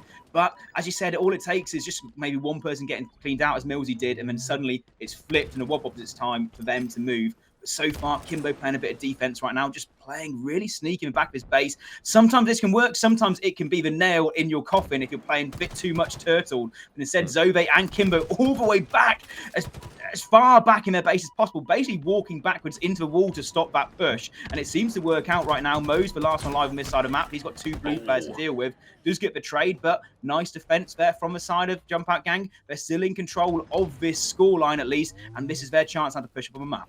It honestly really seems like Jumpout Gang have decided to throw the traditional strat book out of the window, and they're just willing to let the time actually do the majority of the talking. But the potential opening, a potential gap for them to now close off has presented itself. There's Sticka just absolutely pummeling Mo's, and there is Flux on top of that. Didn't stand a chance in hell in the 1v2. The flag will be pulled, and Glory is going to stop it right dead in its tracks on top of that. He's willing to get up close and personal, right into the face of Sticka, only to be traded off by Zove on top of that. And now suddenly Jumpout Gang, they're the ones dictating the pace. They are the ones in the driver's seat, and they have forced the side of a Wobbabobs into the back seat, kicking and screaming as they have got that flag halfway down the map. 2 more frags being dished out into kill feed. It is starting to get painted blue, and we've got Zove on the run. He is eager, he is aching to bag in another point, but he gets blown sky high. Glory with the orbital bombardment might buy them just a moment, but Sticka's right there to respond, and he could just lock this one in, inching it ever so closely. Oh, come on, just lock it in already, bro. There you go. Yeah, nice play there from Sticker, just sort of realizing I don't need to shoot my gun, just need to bring this flag back to my base. Yeah, maybe Jumpout Gang were waiting for that perfect moment. Whatever it seemed to be doing, the defense turned to offense in a matter of seconds, and they get another flag grab after the bombardment from the side of Wobbobs was quelled. But now it's a Wobbobs time to react. We've seen how they do when they're in control of the game, but right now they've got to get something going. They do seem to get players towards the side of Jumpout Gang's base, but it always seems to be a single push. Maybe just one player overextending, trying to make something going. Glory GG's is this player right now. He's trying to do it all for his team. You can see all the 3 red names slowly trying to transcend towards this base as Cloyd tries to play his life, maybe get some shots down to a player. That's me. Zove should get cleaned up, but no! Zove gets that reversal onto him. That's a crucial kill. And a nice defense once again from Jumpout Gang. And because Cloyd's taken out, all the players from Wobbops have to back up again, have to wait for something else to go their way. The camo still is up on the map, and Sair's dropped down, so I'm not too sure that one's gone. Obviously, whoever's going to be able to grab AC, and it is Kimbo, is going to quite literally turn the tide. He has been spotted out and peppered up just a little bit, but he will start to rejoin in on the fun. That heat wave is going to spot him out on top of that, and now he's got Flux right in his LOS. Easy little cleanup onto him to just play continuous defense with the rest of the squad. Sire and Moze, though, they do clap back with a few kills of their own, and now it's Kimbo to whip out the broom and try to dust this one up, but no. A full team wipe on the side of Jumpout Gang means that now Wobblebobs have got a window of opportunity to work with.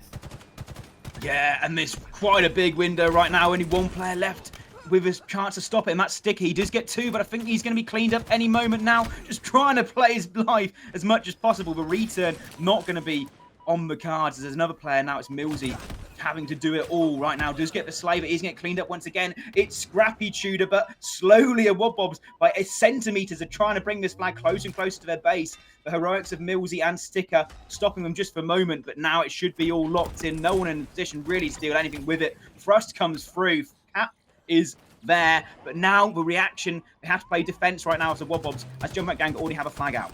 Yeah, and now with Wobblebobs, obviously they cannot let this momentum slip whatsoever, but they have got to put an end to Jumpout Gang's overall antics and shenanigans, because Kimbo's about to lock in a third point right here. He is just moments away from confirming in what could potentially be the final flag, but no! Just at the very end, he gets stopped. And that flag has gone completely cold in Jumpout Gang's home base. It is Flux to play his life before finally being taken down. Sire to the rescue on top of that, shuts down Zove, but Kimbo regains control of the flag, and he caps in that third point for them. Jumpout Gang might have just sealed the deal right here, Joe. Oh, it was so tricky for Wobbob to get that flag all the way back to their base. They had to do it in about 3 different sets of spawns. And then all of the back of that, Kimbo just goes, okay, I'm going to kill you. I'm going to run this flag pretty much home. I'm going to die. And then recap it after getting a return. Nice play there from the German. And it just seems to be a different Jumpout game right now. We've got Jumpout. They lost that Slayer pretty convincingly, and they also lost our game 1, and suddenly something flipped on Aquarius where they now are in control. They're in the ascendancy as well. They keep getting players towards the Wobbob's base. Even if they're not getting anything going, they're forcing the Wobbobs back into their own base to get slays so they can push up on the map. You've seen Moze push towards bottom yard right now. This is an unorthodox play because he's forced to go to there, and it's not going to get anything going. But where you get in the heads of your opponents, where Wobbobs are pushing as a solo team right now, it's all working towards Jumpout Gang. The 3-1 lead and 3 minutes left. They can almost just say play defense. Yeah, honestly, just to add on to that, I mean, you've basically hit the nail on the head. Jumpout Gang, they have got a Wobblebobs effectively in a chokehold, and they are moments away from RKOing the absolute crap out of them.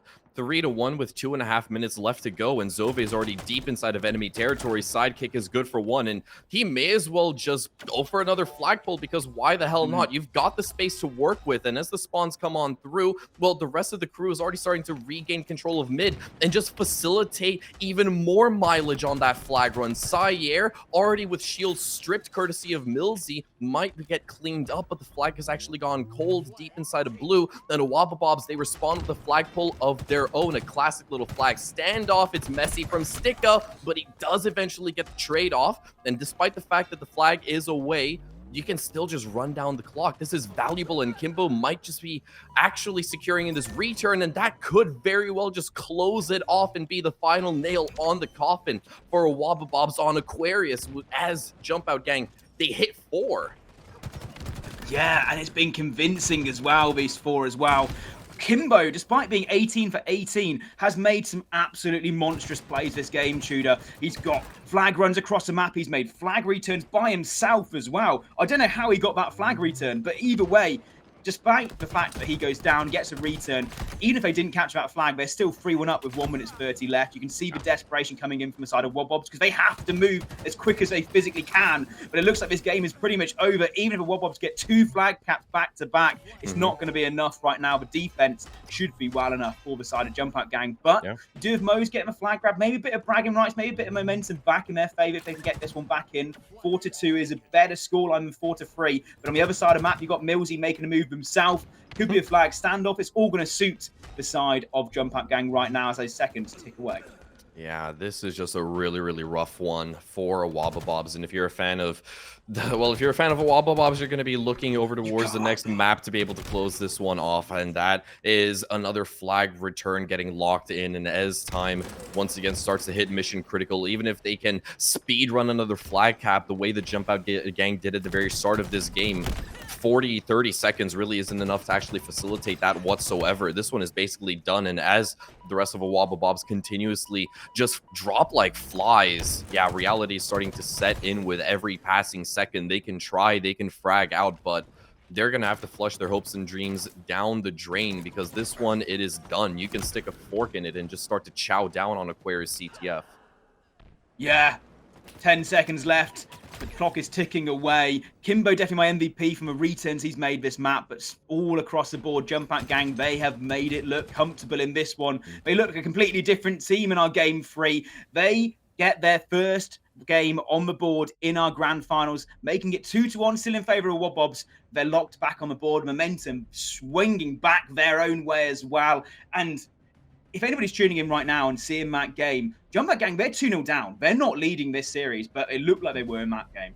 Yeah, and now they were able to bring it back by 1 game, which means that the start of the comeback, well, it's already begun to manifest just a little bit for the time being. And while we pull up the scoreboard, you can go ahead and see exactly just how dominant that was in the fragging department alone with Sticka. Almost dropping a 30 bomb on top of that. Everyone else well unsurpassing 20 frags, except for, well, Zove, who's gone 20 and 24, but either way, like, still an absolutely monstrous performance coming out from him. I believe he secured a flag cap alongside Kimbo, and Millsy, if I'm not mistaken, actually got 2 flag run-ins all together as well. And as you said, Kimbo just playing the hard OBJ, definitely the MVP of that game altogether with the return, with the flag run that he did initially, dying and then actually capping it afterwards. That is, I can't even say that he's built different anymore. He is just straight up constructed alternatively. He's a GOAT. Yeah, and it was heavily outslayed by Jumpout Gang. I think it was 13 kills in their favor, which sort of like reflects on the 4-1 score overall. Our strongholds now, though, on Recharge is our next game. That was such a great game for Jumpout Gang, but we have to, I have to sort of step back and go, that's only 1 game. They're still 2-1 down in this series. Stronghold so far. Wobobs have looked so dominant whenever they play this game mode. I think it was 250-77 in our winners finals just earlier on in favor of Wobobs. So whatever Jumpout Gang did in that game, they need to just say, lads, more of that in this one. Let's try and get something going. But you're still in the back of your mind. You've always got Wobobs going, this is their game mode. Yeah, I mean, on paper it is. I mean, they won it out earlier, as you mentioned, 250-72, if I'm not mistaken, was the score line with, Jumpout Gang barely even actually being part of the conversation. But with that CTF, they've just let us know that, hell, they've got a voice. It can sing, and together it might actually be a choir. And right now on Recharge, they definitely can put on the performance of a lifetime to actually equalize and tie things up in a 2-2 fashion. But then again, a Wobobobs, this is their game mode, as you mentioned. This is their home turf, and you are not going to get massacred in home turf. Isn't it crazy that we say that Jumpout Gang have to put up the performance of their lifetime to win this game? That's how good this Wobobs team have been so far. It's not just a normal game for Jumpout Gang. They have to play their best Halo to get things going and get a win against the Wobobs.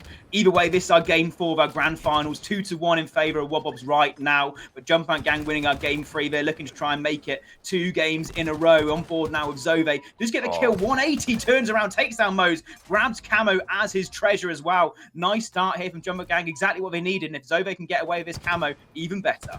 I mean, Zove has basically decided, hell, hell, I'm not going to play Halo Infinite anymore because this is a damn looter shooter to me. He gets away with the nastiest little two-piece of his life. He was on an island down below inside of mid, and he got away with the active camo as well. Glory lines up a nice little perfect, and now we're waiting for Zove to start to join in on the fun. Already A and B have been converted, but A might just be lost to a Wobblebobs in a few moments' time. Zove will struggle a little bit to find Flux, but luckily enough, Millsy is there to bail him out, and he's got Millsy as well, so they can start to make advancements over towards that A side. Mose gets away with his life by the skin of his teeth, thankfully enough. And yeah, despite their best efforts, while the Wobblebobs were converting A, Jumpout gang, they already hit C and they've got 2 points, but now Batteries is hotly contested. Sticka down to the rescue, and they shut down Sire, resetting the B. Progress is absolutely massive. Oh, that's a clutch play from Sticka. I don't know how he's done that. He's just ducked out of the way of the last few shots. Eventually, though, they are cleaned up. That sort of momentary heroism from the side of Sticka is for naught, as it seems to be the triple cap coming in favor of a Wobblebobs. They had the camo, they had the slays, and yet they only have a 13-point lead in this game. That's all you have to do to try and beat a Wobblebobs. You have to get all the slays, get the camo, get everything going in your favor, and you're still only 13 points, and make that, no longer in charge. Yeah. Wobblebobs just come off the spawn, they get the slays they need to, they get this triple cap, and when they have a triple cap, it's so scary. They seem to be everywhere on the map. Yeah, and even while you are contesting B, for example, well, Wobblebobs, they are still actively racking up points. Kimbo down below was trying to make moves for that active camo that has just gone online, but he gets shut down. Glory on top of that will be traded, and here's the shock rifle in the hands of Mose. It is Flux to clean up Sticka on top of that, and once again, it is Kimbo, the last player alive, until the rest of the crew decides they don't want to stare at the respawn screens anymore. And as you mentioned, well, it was an absolutely sublime start for Jumpout gang. Now you just have to rinse and repeat that consistently for every waking moment of this game to even stand a chance against the Wobblebobs, because they are already surpassing 120 points. They are just moments away from the halfway mark. And there you have it. 130 locked in. Kills are starting to come on through non-stop. It is utter domination for a Wobblebobs. And the comms right now for Jumpout gang must be all over the place. They're spawning long call, they're spawning bottom A, they're spawning back hydro, they're spawning all over. They can't seem to regroup together. They're getting shot before they can get anywhere near any of the strongholds right now. Wherever they're going, there's a red player in front of them. And it just seems to be Mose controlling down A by himself, 2 players towards C, and then all of them looking towards B. Nothing which Jumpout gang are doing right now is working. They seem to be just getting shot wherever they are, Tudor. Yeah. And I've seen triple caps, but I haven't seen triple caps where a team can't even get on the hill for a moment. They finally stop it. They finally clean out Mose towards A. They at least stop that triple cap, but they're still losing points, and they're only 40 points away from winning this game. If you've gone for a tea break and came back, you've basically missed this whole one. I mean, it's so ridiculous to think about. I mean, you had a Wobblebobs. They initially started off with just painting the kill feed red. That was a nice little masterpiece as it is, but now they've decided to just paint the whole damn city red with recharge. 226 and counting. Finally, a C conversion comes out for Jumpout gang, but I feel like it might be a little bit too late as well at this certain stage. B will also narrowly be converted as 2 players might be down for a Wobblebobs and Shore. Now Jumpout gang have got a trip cap working, but you've got to consistently hold this in the same fashion that the Wobblebobs have done, just to even stand a chance in hell of clawing your way back and maybe even, well, reopening the discussion of potential overtime here. I don't know. Yeah, I mean, every comeback starts somewhere, but it seems to be that even holding that triple cap for a Jumpout gang seemed a bit trepidous, not really getting anything going. They're still in control of this game in terms of the current having A and C. Bit of a weaker setup than having A or C and B, but at least they've got points and they're not losing anything right now. And if they keep this up, they get another set of slays, they get closer and closer to tying up the game. But this is not what you need. A triple kill comes from Mose. He does get cleaned up by Kimbo. So nice reaction there from Kimbo as he's trying to capture B. To no avail, though. Sticka is still there, but points once again going back in favor of the Wobblebobs. He should be able to capture this one. So once again, Sticka and those barriers being best of mates. Oh my. But Glory GG's with this shock rifle, just getting the shots he needs to. A and C, doesn't matter what the setup is, a Wobblebobs back in control, and they've nearly won this game. Yeah, it's a little bit painful to see. I was just thinking to my mind, obviously, when you had Millsy going for that cap over towards B, don't step out into the open. No man's land exists for a reason, especially when you've got that shock rifle, an active threat on the opposite side of the map. Moves will be made over towards B, and a conversion will be secure just in the nick of time as well, as the Wobblebobs find themselves 6 points away from being to close this one off. Oh, I can hope as much as I want for Jumpout Gang to keep the series a very close and competitive affair, but I fear that that might not actually last for all too long. The sentiment is starting to get lost as B is also starting to get lost. Mo's just planted himself down. A contention comes on through. A nice little cleanup found by Sticka on top of that, but Glory is right there to respond. He might find a kill. He does onto Sticka before being blown sky high himself. Suddenly, on the flip of a dime, Jumpout Gang have actually got a sign of life, a heartbeat to show us. Yeah, there is a whimper though right now. They still need to play some perfect Halo to get back into this one. Name a better duo than Sticker in those barriers towards B. But right now they still have control. But B not being reset is scary. As two players from the side of Jumpout Gang, they fall, make that free. Millsy's been taken down as well. Glory GG's in the spot right now to end this game. They get the capture towards B. No real contestation towards C. This could be over any second now. You see all the players from the side of Wobob soar towards this C base. Glory's going to get cleaned up though, but no one's on the stronghold to do anything about it. Victory comes in from the Wobobs. What a game. Jumpout Gang, they had a momentary time where they thought they were going to come back into it, but Wobobs, they were so strong from the start. And Stronghold's recharge after such a great game, CTF and Jumpout Gang have flipped the switch once again. And Wobobs back in control. I mean, it might not have been as dominant as it was in the upper bracket final with a 250 to 72 score line on streets, but hell, a Wobobobs in that matchup, they look sharper than an Architect's pencil. There is no other way for me to put it, truthfully. And as the scores come onto your screen right there, yeah, the frags, they basically say it all. Millsy, well, narrowly actually getting the coveted trophy of being the top fragger in the server with 14 up to Moses' 15 so far. But yeah, I mean, there's not much they could have done to be able to actually stop him. Moses was just an absolute menace with that shock rifle whenever he actually had it available. And now Jumpout Gang, they truly have their backs against the wall. No more mistakes are allowed if they even want to run it back to square one and try to play another whole best of 7. Empyrean Slayer went really, really well for them previously, and they have only one thing that they can do: just run it back and relive the glory days. Another 50 to whatever score line, and they might be able to keep themselves alive in this series. Yeah, and knowing that they've already done well on this map beforehand, sort of maybe gives you a bit of hope. You know, if you're going into Stronghold's recharge and you're not expecting to win it, sometimes just by not expecting to win it, you're not going to do and perform your best Halo. You're going to lose that game. Empyrean Slayer, they've got to do it now. It's really the question of how are these guys under pressure? How's your comms after that loss? What's your first setup? Who's getting that sniper rifle off spawn? Who's going towards rockets? Who's going towards power up on the map as well? How are we going to work this against an Wobob side, which again, they had a momentary lapse on that CTF, but they're back in full form. And you can already, you just know for a fact that Wobobobs, their jowls are completely salivating. They can already taste this win. They can already taste one of their first online tournament victories in quite a while as well, and it would be very, very monumentous if they're able to get this one done. Despite the fact that they already have quite a whole lot of points just being in the grand final alone, they just want to get themselves a little bit of security for participating in next week's grand final. To close it off, all that stands between them and a victory right here is just 50 frags in total. Let's head right into the action. What could potentially be a last stand for Jumpout Gang. Moves already being made over towards the Spanker. It is Mo's to fall down first. Flux is in close proximity as well. He's edging it, and he's got the Spanker, but I think the kill credit was robbed, surprisingly enough. The S7 coming in clutch. Yeah, I don't know where Glory was to get that kill. The sniper rifles came in clutch, but rockets to use the good use. Either way from Flux does get a kill onto Millsy. And what we normally see at the start of this game is a bit of back and forth, but instead Flux gets a haircut. He'll have that one for free from Sticker. And the sniper rifle and Sticker, if I said name a better duo than Sticker and the barriers, it's going to be a Sticker and the sniper rifle. Another sweeping snipe across the face. He's just trying to hit a montage right now, Tudor. He's just trying to get a clip. His own montage in one game. Instead, Glory cleans him out. Should get a sniper for his trouble as well if he can work out how to use a lift. Instead, trying to find his way up this lift. We're getting shot down by many players inside a Jumpout Gang, but he does have help with him right now.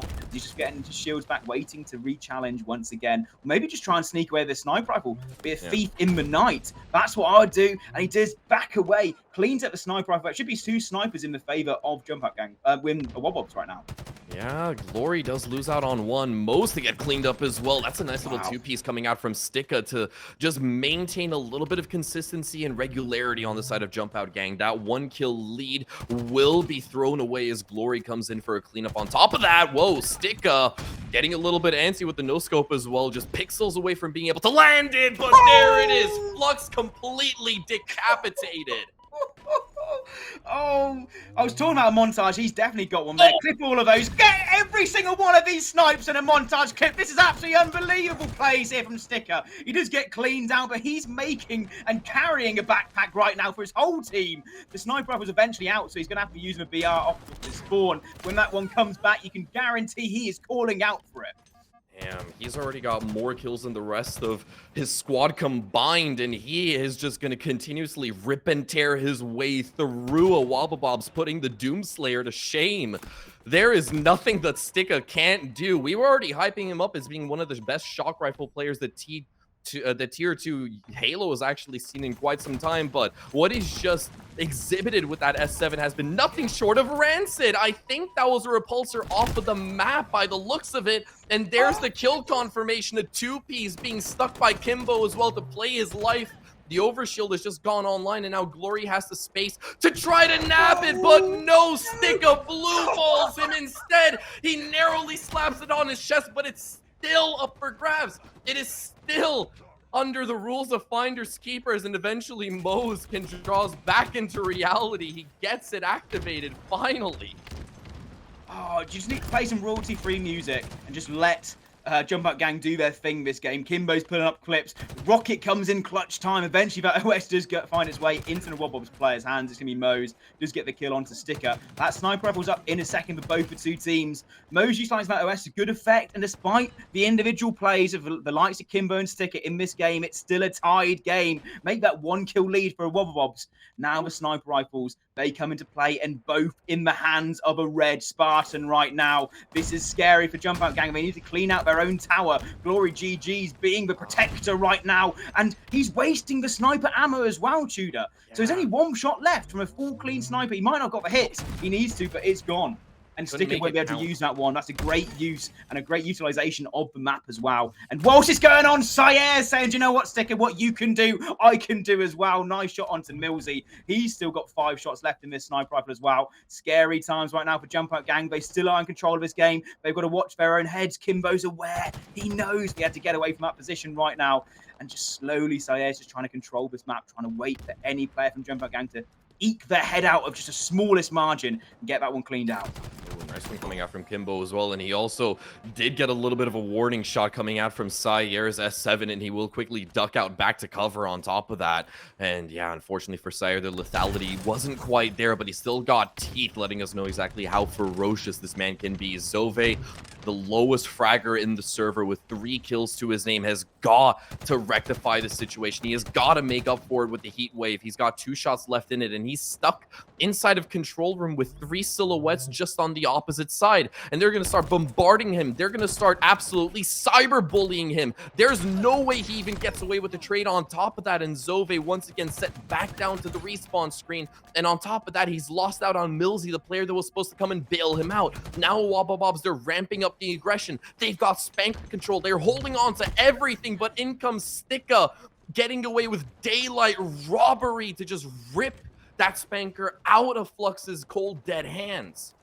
Oh, OS though on the side of Wobobobs right now. Sticka saw him just for a moment. I believe it's Sayer, but Sayer's stuck in such a tricky position by himself. Nice predictor rocket there from the side of Sticka, but can't get the kill to Glory. That could be a huge kill swinging in this game. Zove should be cleaned out right now there from Flux. Sayer still alive, no longer has OS, but the players spawning from Jumpout Gang all back towards their own base. Back against the wall here in the grand finals. 4 kills down. What can Jumpout Gang do? They're trying to just clean up their own base right now, but they've got shots of BR flying all over their heads. Every single player towards this tower side of the map. Sniper rifle potentially coming up any second now. 10 seconds. Sayers trying to control that one, get it out of Sticker's hands. The pressure all on the side of the Wobobs right now. Tudor, 6-kill lead, and they're slowly getting away from this one at such a crucial time. Sayers gets the slay onto Zove as well. He can't get anything going. Sticker's getting cleaned out as well. They can't even control their own base, let alone get their own sniper rifle. Sayers should have that one. This is scary, scary times to Jumpout gang right now. Yeah, 4 more kills is all that Wobobobs need. They have been doing an absolutely sublime job of dictating the pace, but a little bit of a comeback might be actually in the works right here. Flux, narrowly decapitates Zove on top of that as well, and he's just going to continuously just harass them from range with this S7, cutting down all of the different lanes and avenues that they may hope to cross. He will start to get peppered and fall off that. Struggling a little bit with the geometry there of the staircase, but yeah, now the pace is going to be slowed down to that of a glacier. Sayer and Millsy, they trade each other out. Glory finds 1, 2 more kills is all that they need. Kimbo is trying to maybe work a little bit of magic, but he's been forced off. Millsy down range, shield stripped. And suddenly, a bit of life might spring back into Jumpout gang, but I fear that all hope might be lost. 2 more kills coming on through. Kimbo has to keep his life intact for just a little bit longer. And as I said, all that a Wobobobs need is that one coveted kill, one collapse, and it's all over. One more slay is all a Wobobs need right now. Rocket's almost up, playing sneaky, but Kimbo with the no-scope gets an assist as well, but he's one shot. He can't play his life. Mosca's going to get the kill, soaring down. It was a last-ditch effort from Jumpout gang, but they can't get it done. A Wobobobs win our Open Series 3. Ladies and gentlemen, they made it hard, but Jumpout gang, they fall on Slayer on Imperium. 4-1 in favor of Wobobs in our series. They lock themselves into a better seed in our finals next weekend, but they also win our Open 3. What a game towards the end of that one. I didn't know which way I was going to go, Tudor. Neither did I. It was absolutely crazy. And when you look at back and compare it and contrast it to the previous performance in that upper bracket final, well, Jumpout gang have just definitely shown us that gods can bleed sometimes. And the Wobobobs, they fully exploited that, but damn, it was just an absolutely ridiculous series overall. And credit where credit is due to both Glory and Sticka. They showed us exactly what that S7 is capable of, letting it sing a sweet song of death. The Sticka hits 20 kills overall to try to give Jumpout gang a fighting chance, but unfortunately for Zove, we're going to have to call him out because 5 and 12 translates to being nothing but a liability for the side of Jumpout gang and could have very well have costed their entire chances of forcing us all the way to go to live fire for Oddball. I will say that Zove definitely as the new player on Jumpout gang, definitely has stepped up in a lot of those games, and obviously it's unfortunate how it ends in the Slayer as well, but across the board he's got to get a pat on the back. He's definitely held his own with his teammates as well, but Sticker, 20 kills for the Owl is it's gonna be tricky. Yeah, it's gonna be tricky, especially the shots they had. They had the control at the start of the game. It was back and forth until the 30 kill mark, where Wobob just slightly started to eke it more and more. And I thought the comeback was going to come out. That no-scope was hit from Kimbo. I thought, do you know what? This could be the greatest comeback I've had the chance to see. You know, 49-44, back to 49-47. But Mose, like a guardian angel, soaring across the map and getting that final kill onto Kimbo. It's been quality, Tudor. And as you said earlier, it's the first time we've had to cast together on a EuropaHalo stream, and actually, a stream in general. It's been an absolute pleasure, man. It's been super duper fun, and I hope we have many more broadcasts ahead of ourselves. And unfortunately, yeah, for tonight, we are done with all of the festivities, and that concludes the entire Open Series 1, 2, and 3 that we've hosted over the course of this entire month, meaning that the last thing that is on the docket, that is the spring finals taking place next week on the 27th of May, Saturday, with, we don't even know what the start time is going to be, but obviously you can go ahead and follow us on our socials at EuropaHalo to stay up to date on everything surrounding European Halo. And yeah, that basically means that unfortunately we have to start signing off a little bit. Commiserations to Jumpout gang. They gave it their all. They had one hell of a showing in that lower bracket grand final, but couldn't quite translate it to a W right here in the grand final. And a Wobobobs doing a Wobobobs things genuinely. Yeah, and thank you to all you guys watching. Cheers to all the production team, admins, moderators, everybody behind the scenes as well. Once again, we're signing out here from EuropaHalo. You all have a good weekend, and we'll catch you for those finals next weekend. See you then.